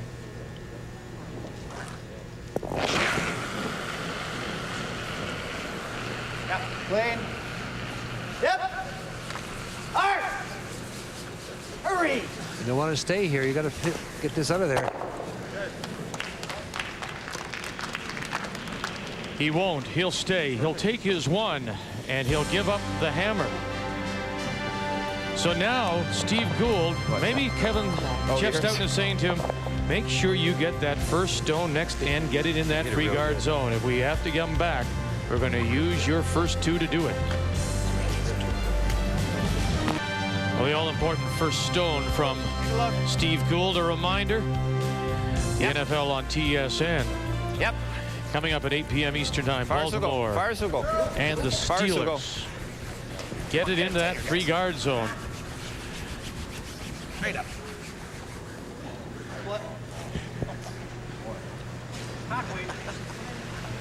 Don Walchuk's dad is here. That's Wes, Mom Rose, and Kevin Martin's Michelle, father-in-law, Chad. Peter, is here as well. That's Kevin Martin's wife, Shauna's dad. Hurry. Would you have preferred to have that stone a little tighter? That 3-guard zone stone? Missed it. I don't think they're as Sorry, Don. worried at this point. They were trying to spot tick you with went on. Martin's stone, and Went back, yeah. I think Jeff just wants them somewhere out there, forcing Kevin to try those ticks, which are very difficult shots, as we know. Have we decided they're the most difficult shot I now? think so. Okay. As we went to break, and you were saying that maybe that's why he wasn't as concerned giving up or taking the single point. For that reason, he gets a chance to put 2 in right away. He gets 2 out in front. But you'll notice he's not putting them at center line. He's trying to spread them out. So he's not as worried about where they are. He knows that Kevin's going to try and keep things clean, and so he's just trying to get them out there. Same shot.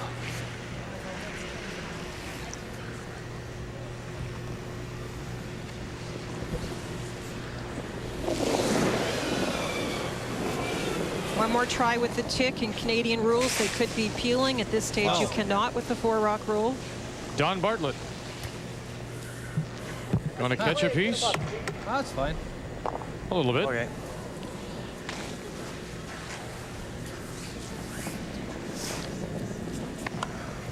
You notice that Kevin played them from the outside in with quite a bit of weight. He was just trying to tick it a little bit over. Jeff prefers to play it with a little less weight and cross the face. He has a theory about how the rocks are a little bit deadened, and that the rock you're trying to move will not then go and hit the sideboards, and the shooter still will.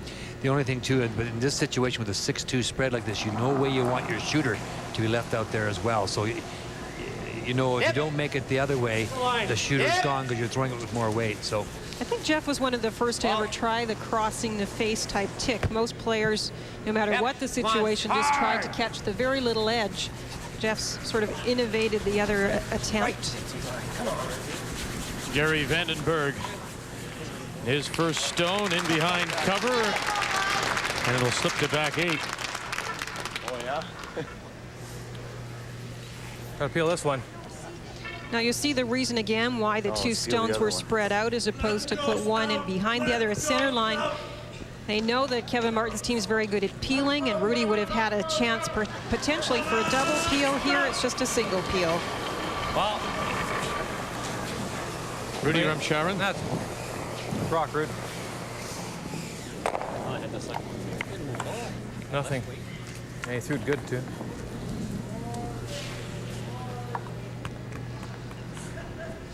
At this stage, what Jeff is hoping for to try and get himself back in the game is a mistake by Kevin. All you can do is get line 2 or hopefully get line 3 and, maybe stealing 1 or Good stealing line. 2 with a draw that might come up short or a rock that curls too much. So the ice has been a little bit guys, tricky. hard. Got to get it there. Yep, come on. Finish it off. Finish it off. Whoa. Yep. Come on. Terry Vandenberg with 2 nice stones.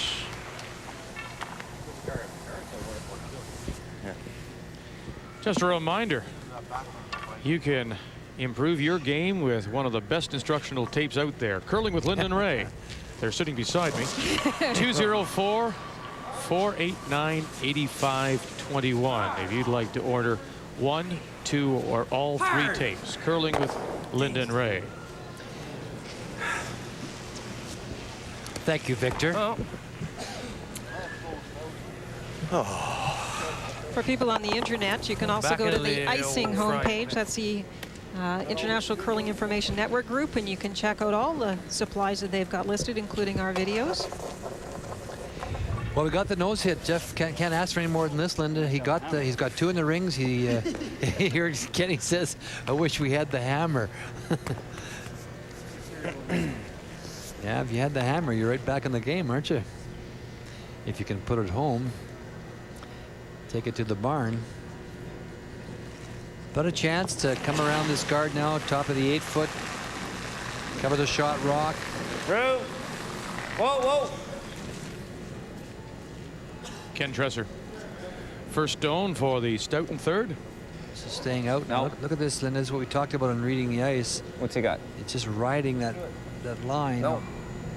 Yep, come on. I don't think it's the line itself, but for some reason the edge of the 4-foot band is a lot straighter than the center part and even other spots in the ice we've watched. Same part of the ice, though, that Bartlett was trying to make those 2 ticks with, and Martin suggested it floated a little bit and actually floats away. Yeah, and more on that side of the sheet as well. We've seen it curl off of the line to the left as we're looking at the sheet now. Did you move inside the 4-foot strip or 4-foot band that we talk about, and you saw Jeff Stoughton's 2 stones go down there and make a big move, both chipping the guard?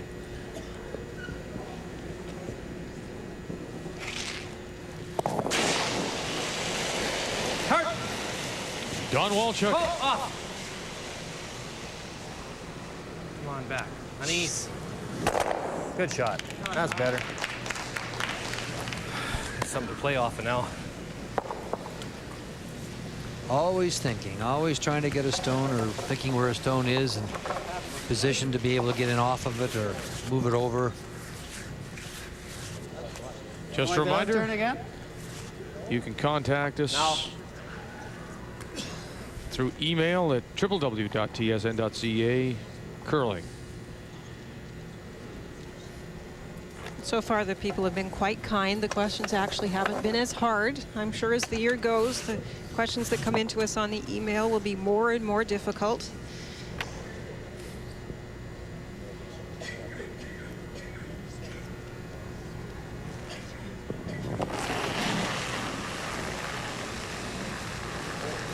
Through. Good line. Yep. Wall, we're by. Yep. Hard for line, guys. Hard! Hooray! Come on. No. Easy. That's fine, good. Good. Flop. I can throw. It's wide open. Shooter's spilled off and covers that one at the back. I was just say I can throw board. 8. It's interesting though, because I don't think so. The first comment by Jeff was it's by, and then all of a sudden it just started to go. It's a tough spot. Well, it's not going to go anywhere here. Oh. Down normal? Is that what he said? Sure. You don't want to roll out here, though, Don. You want to make sure you stay there. With a little roll to the inside if you can. Oh. Wow. Wow. Floating. Oh, great shot. A little bit of roll. From Gary Issinghood in Calgary. I thought in international rules only the designated skip could sweep behind the tee line. Can teams be penalized for not following this rule? Well, first of all, of course, in international rules, they have a lot of differences from the Canadian rule. There's the tee line. And here, the two rules that are being enforced are the time clock, 75 minutes, no timeouts, and of course the four-rock rule. They're not looking to enforce the other international rules. Internationally, you can only have the acting skip sweep behind the tee line, and that's the skip until they go to throw their stones, and then it's the person holding the broom for them. If somebody else does sweep and isn't supposed to, and if it's their own stone they're sweeping, the stone is removed from play internationally. If it's the opponent's stone you miss sweep, it gets put back to where it would have been if you hadn't swept it incorrectly. Different rules apply in Canada, of course, where the front ends can continue to sweep their own stone or any stone set in motion. So to answer the question quickly, here they are not enforcing those extra international rules, and so there are no penalties for the difference that you're seeing here from that rule. First of the skip stones. It's only day two, and I'm already having to do the rules. A lot of room. Confusing everybody with them. Yep. No, that was terrific there. Right on. Line's good. Let her go. Finish it up. Right here. Finish it up. Whoa, whoa. Whoa. Good. Nice shot. Okay. He's got no double in. If I do rattle the guards, yeah, it's not the worst. Shot, Jeff. Right here? Yeah. Okay. Just playing it quietly. Give me the 6. For draws, he goes for 7. We rack on the guard. No big deal.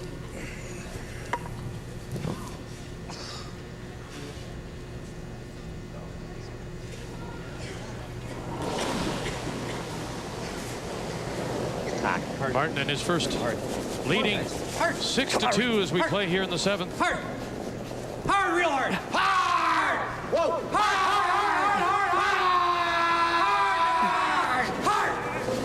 Hard. Got it by. Might be able to double him. Come on, hard. Gee. Okay, double the man. I don't know. Do you think he had enough weight to get them both? Well, I didn't mean double as remove them both. He wanted to move it far enough so that his yellow was second shot on the other side as we look at it, the right side of the house. That was great sweeping, though, to get it by the guard. They thought they'd were going to tick it for a moment. That's been the difference today. Jeff hasn't got those by, and Kevin has.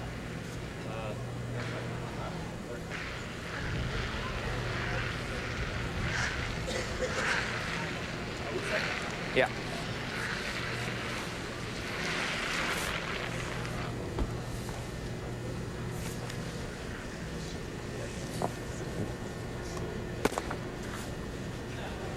Looking for the roll.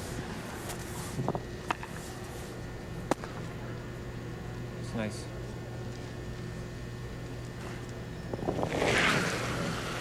Stoughton and his final stone would like to put a little pressure on here. Close. Hip. Whoa. Whoa. Yeah. Hard. That one really took off. Really did. Will it sit in time for a second shot? They lost it. They had to get it earlier. Not Mr. Stoughton's day today. Yeah, that's right. Actually, this turn will be easier. Just run straight down here. Huh? This one will have a little more pebble, probably. What's the matter with this? Well, I'm just worried about the fudging and all that kind of stuff. This thing will just stay dead straight. It won't go anywhere and just bump it in. Should. should just run. Yeah. You know what I mean? Yeah. Just run down the sheet. Pick that. Yeah. It'll be full keen over here. You can blast the other one for just playing for one. Wide open, if you want. Was it wide open? Yeah. If you want. For two? Oh, it is. Yeah. I thought it was buried a bit. Yeah, I just hit it. Hit that one, yeah. I didn't realize I could see it all. For two. Well, he said if you're just blasting, you just say that. just get it out. You'll count that one. If you hit it, they're just going to blast at it and get it out of there and score those single point.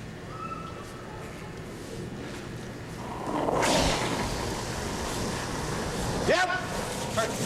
Clean. Clean only. Whoa. Oh. Clean. Clean. Oh, boy. For the single. And he has it. One yellow. Top 8. Perfect. And a 7th point for Kevin Martin. Up by 5 on Stoughton, who'll talk it over. Nice weight. Yeah. Just a reminder, there are still some tickets available in Brandon, the Keystone Center, for the Olympic curling trials beginning the 22nd of November. For those tickets, call 204-571-2000. The Olympic curling trials.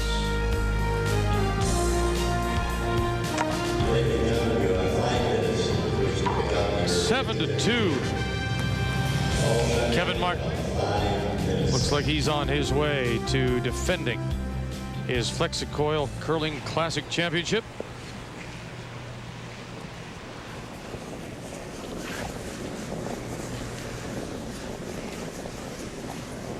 This is good. Come on. Make sure.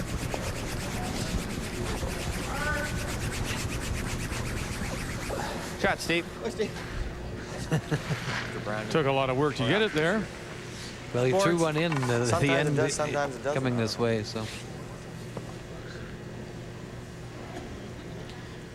Remember the last stand, Bartlett missed those 2 little ticks. Hurt. That would hurt the numbers, but the team wouldn't be as concerned with those. They're tough shots. yeah, the numbers, Don's Sorry, numbers Don. Good throw. really shouldn't even be used. He must be playing about 10%, eh? He must There's be a comment. They're talking- curling at 10%.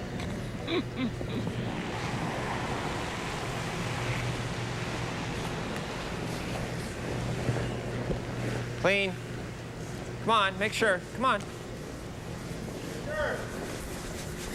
Come on. All right, all right. Shot, Steve.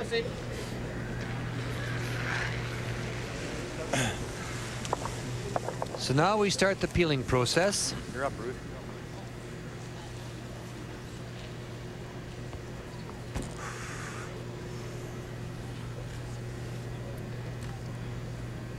Rudy Remsharen.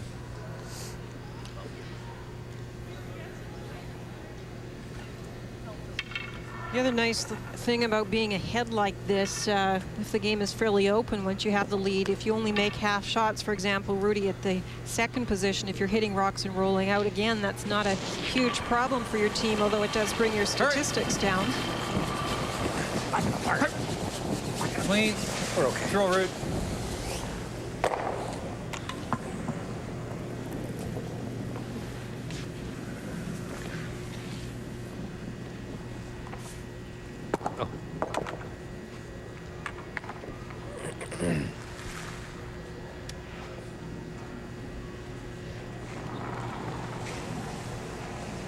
Got to be frustrating. Has to be. He knows there's not a lot he can do. Come on. No, it is frustrating No? how he got to this point with the rocks for himself that didn't work, especially in the end where he gave up 4. Good, Gary.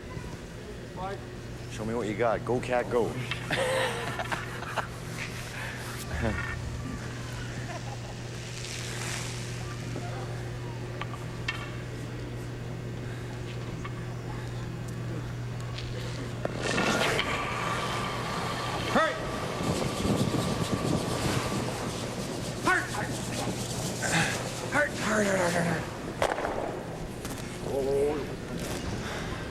Well, you got and your leave two. it, yeah, covering the edge of the 4. They'll go in now.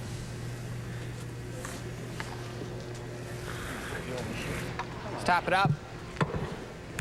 Come around, Jeff. No, tap it up. Jeff wants to tap this one here. They talked about to come around this way here. Come with both turns. What's his thought here, Linda? Well, it's still fairly early. It's on seconds rocks. So I guess he figures if they go around the yellow one, which is a really nice guard near center, Kevin's just going to peel off that guard. I think he wants to try and play over here a little bit, and hopefully with third rocks, he's going to get something going around the yellow one.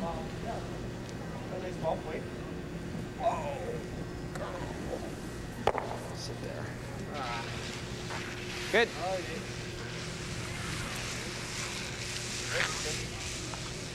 Had to just curl a little bit more.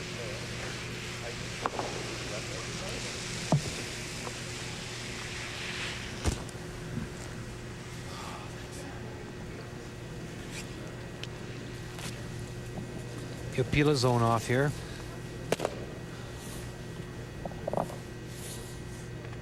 Don Walchuk. 2 Canadian championships with Pat Ryan, 88. And then 89, he won the world championship that year in Milwaukee.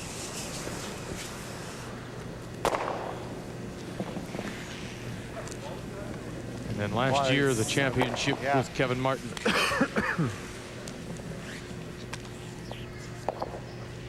Not much to choose between the 2/3, Walchuk and Tresser. Don had a couple of misses early. Since the first or second end, he hasn't missed a thing. And his skip came up for him big time in the second end, and third end, I guess it was.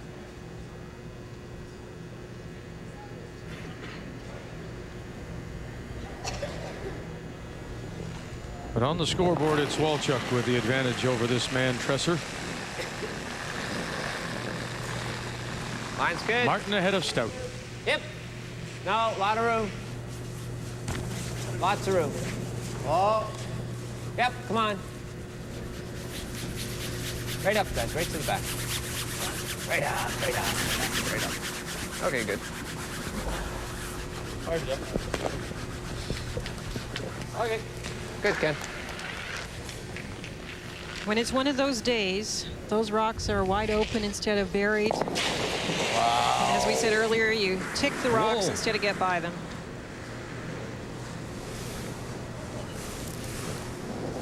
Gee. Oh, baby. He wished that, I think. Didn't like the release. Well, when you throw it that hard, it's very unforgiving. It's not going to come back It's for like you. a duck out of a shot, huh? It's like a shot duck. It's about 2 feet wide. Ever seen a most out of a shotgun? So he's too close to center line there, and he's trying to put it back to the target line. That takes a pretty good talent to be able to correct that much with the speed that you're using on those shots. Off your stomach. Yeah. All right. You probably had the opportunity to do that, Dick. Hard line, guys. Come on, hard. Put it on my stomach. Off your stomach. Yeah. Hey, come on. Come on, guys. Hurry. Not today. Sorry, Ken. It's not going to work today. They just can't get by them. Right on the nose. One of those days. Kevin certainly had a few of those against this particular team, so it's his Right on turn. the nose.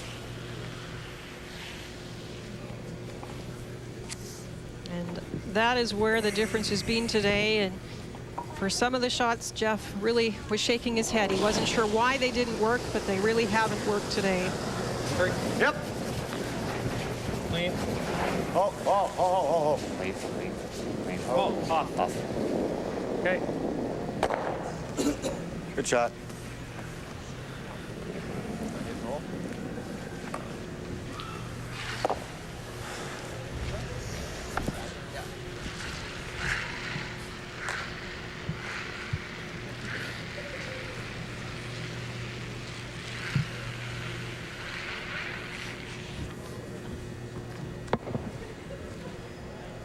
For somebody who looks like they're going to take home $60,000, he still has a bit of a worried face.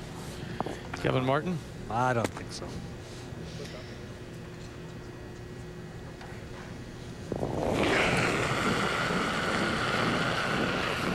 Yep. Ball. Yep. Whoa, whoa, whoa, whoa, whoa. Whoa. No.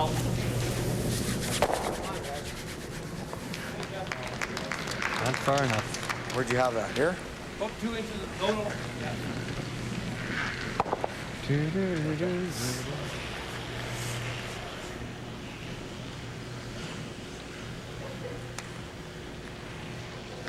Does Miss? I don't think there was any argument that Well, he's got a split. Sanders Schmirler He's got a split. Sanders Schmirler was Make sure we stick around here. not even by virtue of that win yesterday.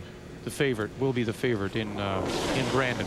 Does this make Kevin Martin the favorite? You think, or is the field too good there to really say he would be one of them, but he isn't the favorite? You're wrong. Yeah, I think that's fair to say, Vic. I mean, I think he certainly is one of the favorites. I think that field, you said, you're right on as far as I'm concerned. It's just so tough on a given day. You take a situation here you got where Jeff Stoughton has beaten Kevin Martin 5 times in a row. And yet today, Kevin just, just controlled after a big shot. In 3, he turned the game around and then hasn't made a mistake. So it's these teams are so close, all of them. All the teams that are there. On the other side of the center line, maybe. Really hard to pick a winner in Brandon. We have to remember we've seen Bonspiel winners Just stick, I lately. guess. Brandon is one of those championships. It's a round robin. You play everybody. Seeding in the draw isn't going to come in as a factor. So it's going to be, you have to be there at the end of the week after playing everybody once, and then pour it on in the playoffs, and it's sudden death at that point. Yep. Or roll out. Or roll out.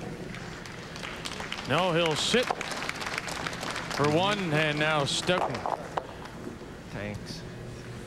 will take his 1, and they'll move down to the other end. Will they talk about it? Will they shake? Oh, who's tempting in that? Nope. They'll go 1 more. Kevin Martin. He'll have the hammer back, and he's up by 4.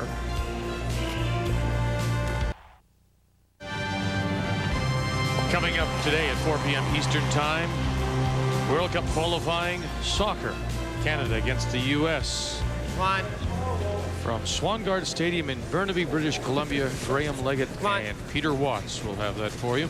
Come on. Halfway tight. Is that beautiful Burnaby, British Columbia? You know, that is Swangard, may be one of the prettiest stadiums in this country. They're setting in the Burnaby Park there. That's very nice. I just thought I'd throw that beautiful in. I used mine all up last February at the Scott Tournament of Hearts in Vancouver. It was beautiful. Thought I was allocated another one today, perhaps. I think it's sunny back there. Just because I'm not there. We finally get a weekend of sun. Yeah. Well. Hurry. Hard! Back it off. Hard! All right, roll it off. Okay. Just didn't run like the last time. No, it didn't. Jess can sweep his own stone to get it to touch the side, and of course, it gets to be put back. It was about half and half? About half and half.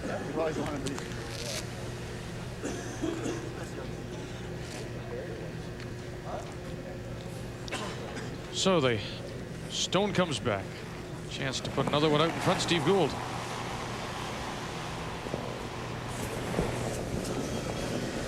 No. No. Get off that line. Good, Steve. A little bit. No. Good. Might be a bit heavy last time, though. Want me to get this one? We appreciate all the help of the organizing committee and volunteers. Our couple of days here in Saskatoon at Sask Place. We thank you, and we've enjoyed our time here at the FlexiCoil. 7-3. Kevin Martin leading as we play in the 9th. Well, that one ran like it did last time. Good try, Don.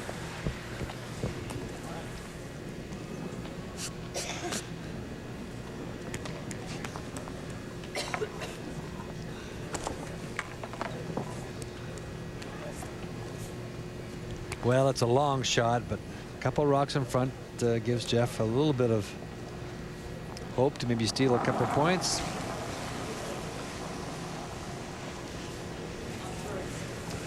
A lot of room. Come on. Lots of room. Ton of room.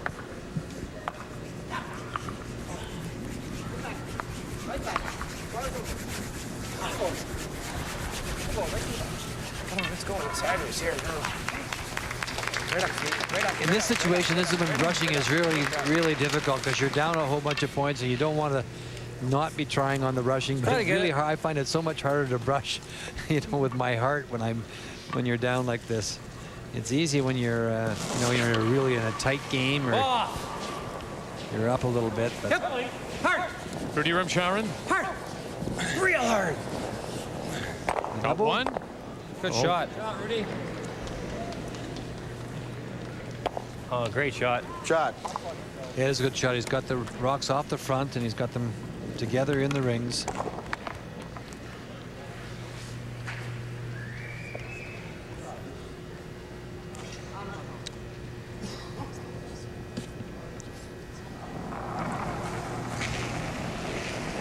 Gary Vandenberg.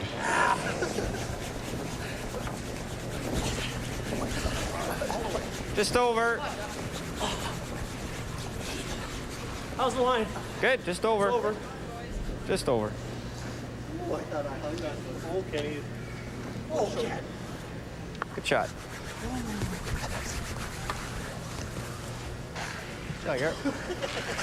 It's going to be tough too, though, for Stoughton, as Linda suggests, and you did too, that he knows that it was his shots that probably got them in the jam. Now he's trying to get himself and his team back into it.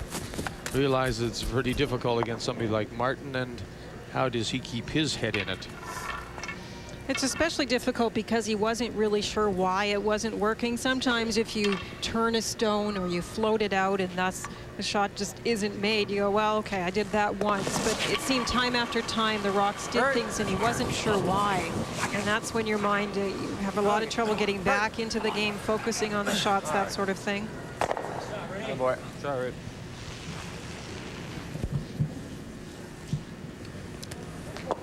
Ladies and gentlemen, again, we take it handy for the 50-50 draw. I have the lucky number.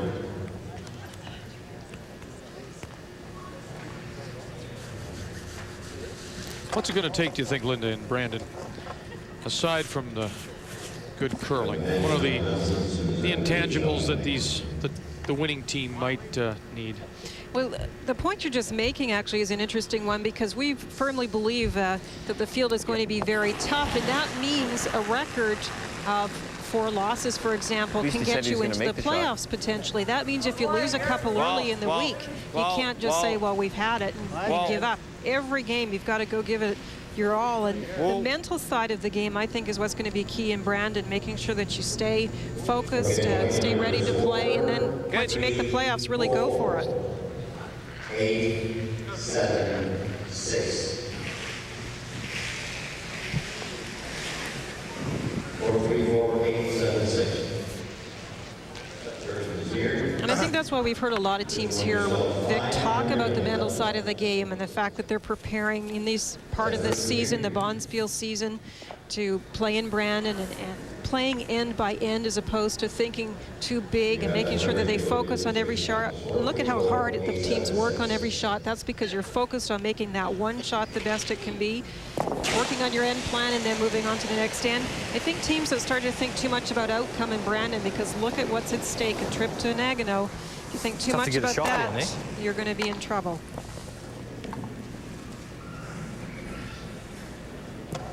Did I scratch it?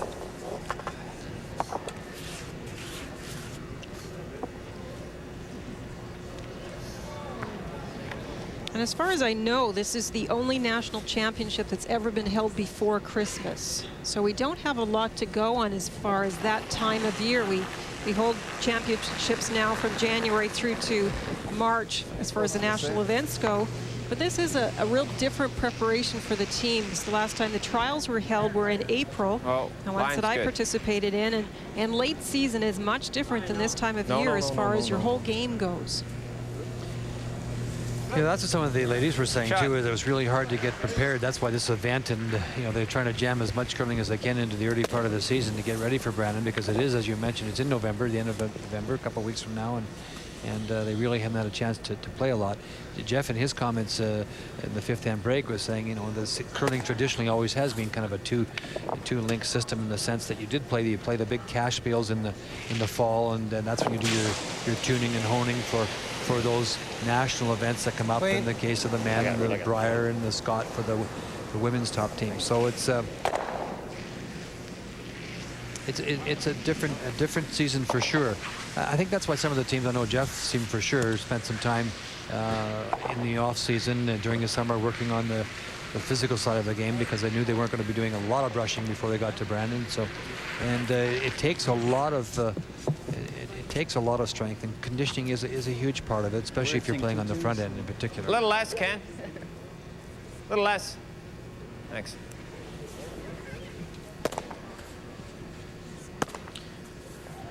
Kevin Martin leading by 4, has the hammer here in this 9th end of play. First, Skip Stone.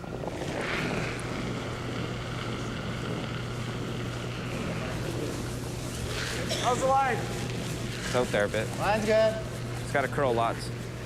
It's got to curl lots. Gotta move. Hard all the way. Come on, guys. Hard. Hard all the way. Hard. We've often heard skips who participated in the little more, McCain TSN skins game, or the JVC TSN women's skins game, saying that skins play is so mentally tiring. It's 10 mini games. I really think, considering the field, as long as we hit the one on the button, that the Olympic trials for both men and women will be like that. You'll be as mentally whipped, mentally tired, well, yeah, you never know what happens, as anything you've done.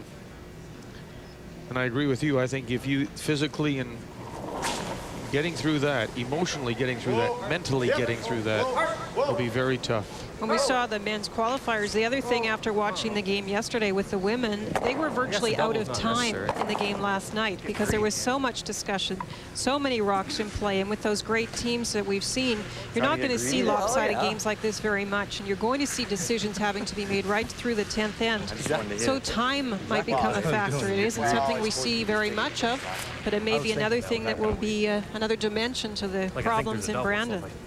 yeah, obviously one has to go. Well, there was a double. Well, we don't want it falling back again. We've seen that routine quite often, haven't we? Oh, not quite as... I bet that felt good. Yeah, it did, yeah.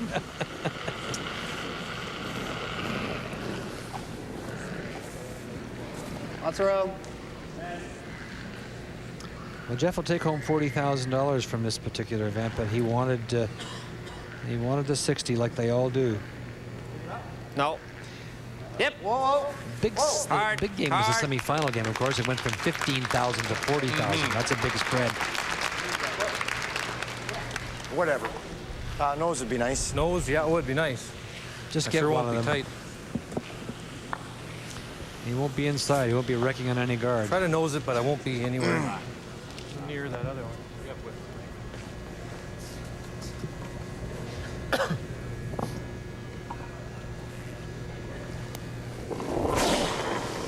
Final stone. In 9, Kevin Martin. Oh. Yes! Hard. Well, clean. That's good. Ah, boy. Sit right there. He does. Thanks, Jeff. And that's it. And congratulations to Kevin Martin, who defends his FlexiCoil Championship. And he'll take home $60,000. Well, a sigh of relief, a great bonspiel. Good effort by Kevin Martin's team, especially in these playoffs, and that's a resounding win in the final. And as preparation for the Olympic curling trials in 2 weeks, he has to be feeling good about himself and his team. Winners for the 2nd straight year of the FlexiCoil Maddie, hi Nick. Curling Classic.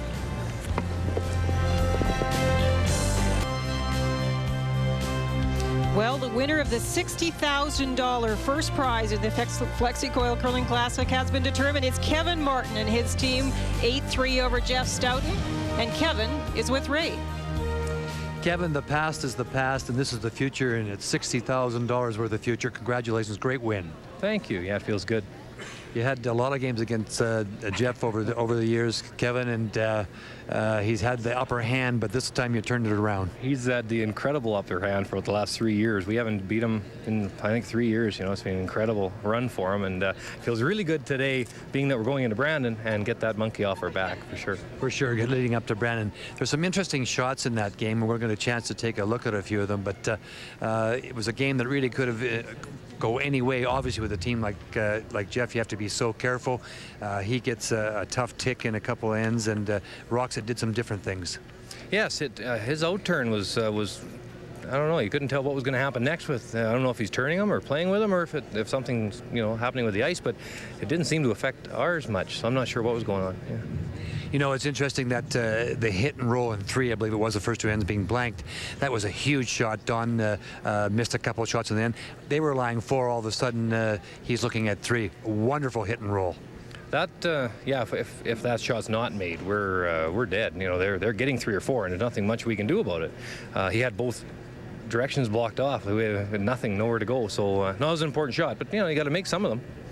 You know, that's the thing about our game that we love so much, is it's amazing how quick it can turn around, because as you mentioned, it looked like Jeff had that end in complete control. He had the hammer, and all of a sudden he's looking at 4. Well, yeah, it's well, that's the neat part, especially playing with a lot of auction play, and a team like Stoughton's, where they finesse so well, and of course you're going to be in trouble once in a while, and if you don't make the shots, he beat us in 4 ends here earlier this week, so you know exactly what can happen. Yeah. And this time it was our turn. We ended up getting a big end on him. So. Let's talk a little bit about Brandon, Kevin. It's obviously we're all excited. I know from Linda, Vic, and I are absolutely excited about the week in Brandon, because, as Linda mentioned, it's a round robin. You get a chance to play. It's a different format than a Bonspiel situation, and the lineup, the field is fabulous. Yeah, and a lot of people are asking what to expect and all that stuff, and basically I think it's going to be the best event that curling's ever had. I think, in a nutshell. There's no watered down field of any kind. It's just everybody's just the biggies, right? And I think basically for us, all we got to do is practice from now till Brandon, and hope we're ready mentally, because I think the team that wins is the one that's mentally sharp, not throwing sharp. Everybody's going to be 90%. The ice will be great, the rocks will be great. You know what I mean? Everybody's going to curl well. It's the guy who's mentally prepared that wins in Brandon, I think. Kevin, terrific, and I think you're absolutely right. Linda mentioned that earlier. It will be, the difference will be mentally, and I'm sure it looks to me like you're ready for it. Linda? Well, you're right, Ray. Mentally prepared, because when you look at the list of men's Olympic playdown qualifiers heading into Brandon, former champions, many Bonspiel winners, it's a very tough field, and every time you head out, you're going to have to play your best, and of course, we're going to be there. We're going to be in Brandon 2 days, 2 draws a day coverage. And of course, we're looking forward to it very much. In Brandon, starting November 22nd. One of the keys in Brandon may be the thirds. And joining right now, Don Walchuk. Well, here he is, the hitman, Linda. Don, really a fun game for a change against Jeff Stoughton. You've had some heartbreakers over the years, but you really slam dunked him today. I didn't think we had a chance to win today. He's no, really. I think he's beaten us like 6 or 7 times in a row, and we finally got him. And it's nice to get that off our back heading into Brandon. The interesting thing about that game was you talked about it. You had one of your, or 2 of your very few misses in this game, and it came early, and all of a sudden you're looking at 4, and your skipper comes up with that big shot, that hit and roll. Yeah, no, that was a big shot. I thought, oh, here we go again. This is the same way we were, starting out against Jeff all the time. He seems to get up. Kevin's playing really, really well right now, and that's just good news for us going into Brandon, and really looking forward to going there. Let's talk about Brandon. We asked Kevin about it, and he was saying with a field like that, really it's the teams that are going to be toughest mentally that he feels that are going to be there at the end. And your thoughts, maybe? No, I think so. There's 10 teams that are there that any one of them can win, and I think whoever's mentally ready the most is going to be there in the end. Can I ask you, Don, since it's the first time ever, it's history making, we're going to the Olympics where it's a medal round, it's a medal, and it's not a demonstration sport, and what would that mean to you, Don, as an athlete, to go play in the Olympics and maybe win a gold medal? Well, that would be the ultimate thing. I think I've had a chance to win Briars and had a chance to come to these things and win money and won a world championship, and I think that would be just a terrific thing to really cap things off for me anyway. And I think it's just a chance of a lifetime. Does it put any extra pressure on you, think, Don? Does that carrot at the end of the pot of gold at the end of that rainbow put a little extra pressure on you? No, I don't really think so. I think we're just going to go there and do the best we can, and we've dealt with all kinds of pressures before, and it might be a little different when we get there, but I don't feel that way right now. Don Walchuk, thank you very much. Congratulations on a great win. Linda? Great win, a great payday, and don't forget the Olympic curling trials, still a few tickets available. Call 204-571-2000. We'll be back from here in Saskatoon with more, including the closing ceremonies.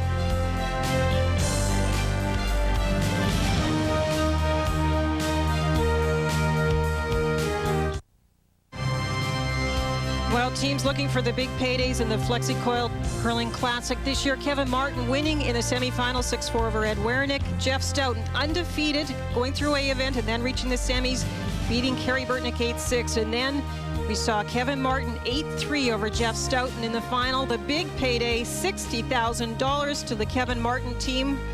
And now the closing ceremonies and Vic Router.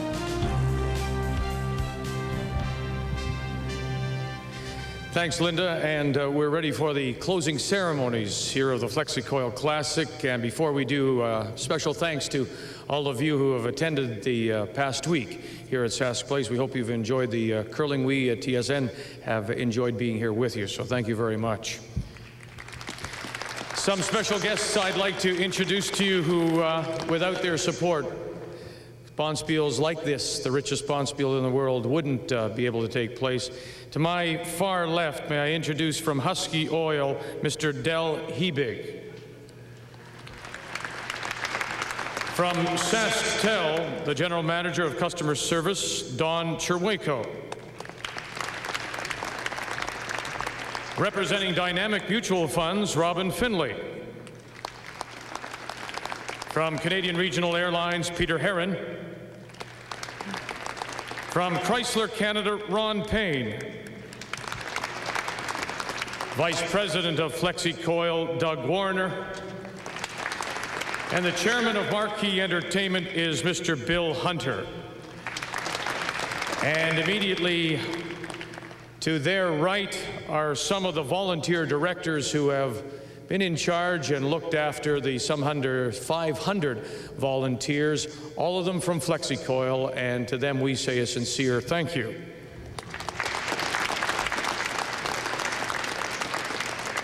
It's hard to believe you're playing for $60,000. I don't think many of you would have imagined at one time. Curling, you went to Nipawin, you played for 4 cars, certainly, but I think, with due respect, I think they were small cars, and I don't think they were Chryslers at the time. But now they're playing for $60,000, $40,000 second prize money, and it's some wonderful curling that we've seen today. And this man, who is our reigning Canadian champion, Kevin Martin, certainly with his performance today, has to be considered one of the favorites heading into the Olympic trials in 2 weeks in Brandon. And to him and to Jeff, we wish them and all the teams the best of luck.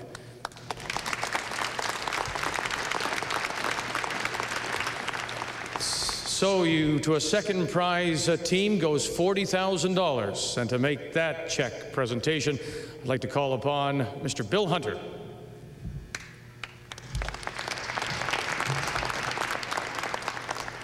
Thank you, Vic. We just want to say before we forget, we've had 2 organizations, Vic, that have really assisted us, and that's the Shriners and Curl Saskatoon, and 2 outstanding officials, Matt Kipe and Al Strickland. Thank you, fellas. And now it gives me great pleasure to present to a great team with an outstanding skip who's the former world champion, Jeff Stoughton, and the rink from Winnipeg, and a check for $40,000.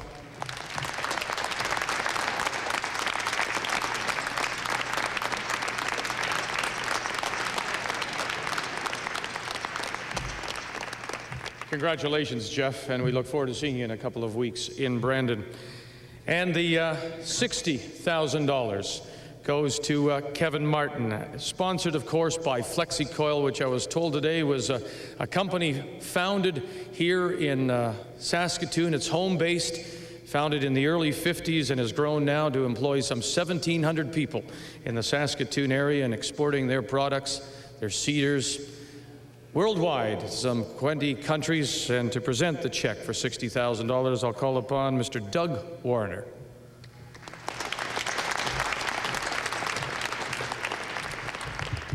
Thank you very much, Vic, and thank you very much, curling fans, for coming out this last week and witnessing some of the best curling there is in the world today.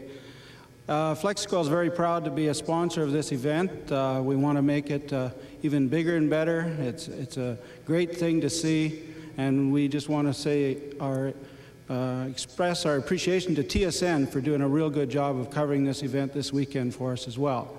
I want to say a special thank you to the volunteers. I know it's repetitious, but there's a lot of volunteers from within our organization that have done a great job, and from outside our organization that have done a great job as well. And I want to say thanks to Bill and Al of Marquee Entertainment, and they've done an excellent job organizing this event. I want to say thanks to the TSN, the curlers, Shriners, Curl Saskatoon, the ice makers, Tim Yo. They did a great job. I think all the curlers would agree that the ice was fantastic this week.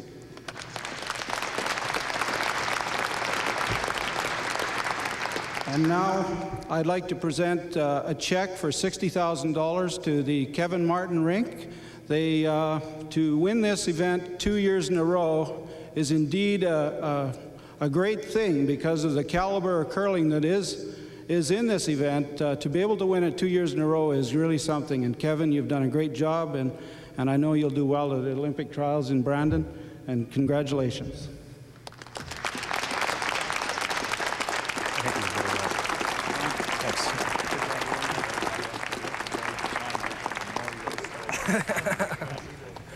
He's a broker. All right, thank you very much. Congratulations to Kevin Martin, and we have one further presentation, the Most Valuable Player Award, the Lloyd Saunders Memorial Trophy, and the MVP of this year's FlexiCoil is Kevin Martin. So congratulations to Kevin.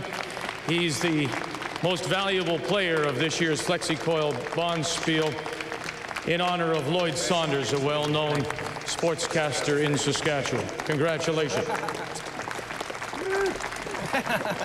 $60,000 to the winner, Kevin Martin. Congratulations. We'll take a quick break and we'll return to Sask Place here on TSN in just a minute. Well, in every event, it's a team effort, a great effort by the Kevin Martin team to win the FlexiCoil Curling Classic. In particular, Kevin Martin with a huge shot in the third end, a big 2 there. Final score 8-3. And standing by, Ray with Jeff Stoughton. Jeff, it was one of those days where things just didn't work well at all for you, but you've had your way with Kevin in the past, so maybe it was his turn. Let's think about the game a little bit. You take that third end, for example. I mean, you really had things going, and a big hit and roll really turned it around.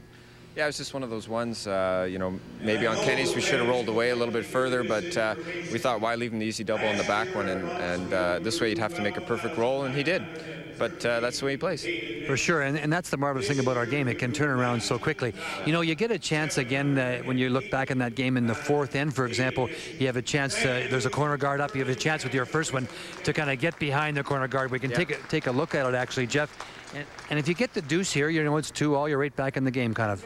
Yeah, it's just one of those ones, we seem to be ticking everything today, and either I was icing wrong or maybe we were starting him a little bit, but didn't seem to matter what we tried. We seemed to either miss the guard by 6-8 inches or tick like that, and that wasn't much of a tick, that was a clunk, but one of those things. Yeah, again, too, you talk about the fifth end. I mean, the whole game was over in the fifth end when he steals or gets the 4 points, right. But on your first one in that end, for example, I mean, you actually called him off at the end because it looked like you were well by. Yeah, I was kind of very surprised that it ticked on that one. And again, we tick on that one, we tick on my second one, and either I was, I thought I was tight on the second one for sure, but the first one I was really surprised that I ticked on the guard. Yeah, because you actually yelled "whoa" on it. Yeah.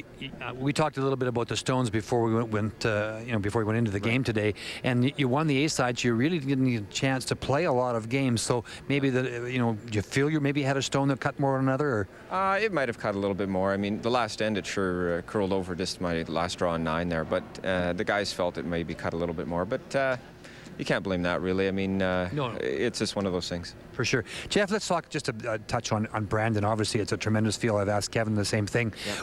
What would it mean to you, to Jeff Stoughton, to go to the Olympics?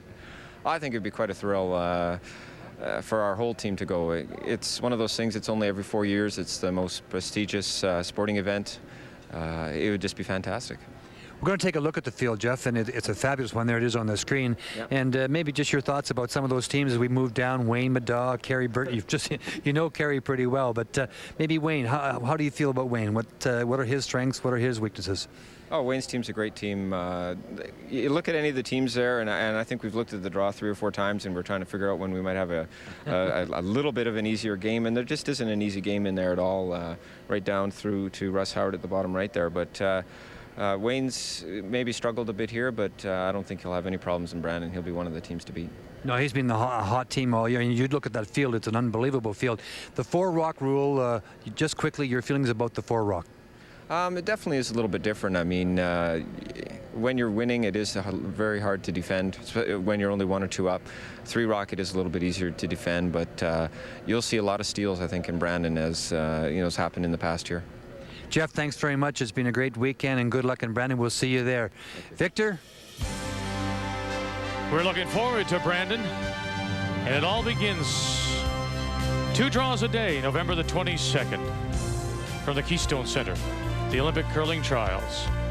We'll take a quick break. A Sports Desk update is coming your way, and then some final thoughts from Saskatoon. The 1997 FlexiCoil Curling Classic is brought to you by FlexiCoil, setting the standard.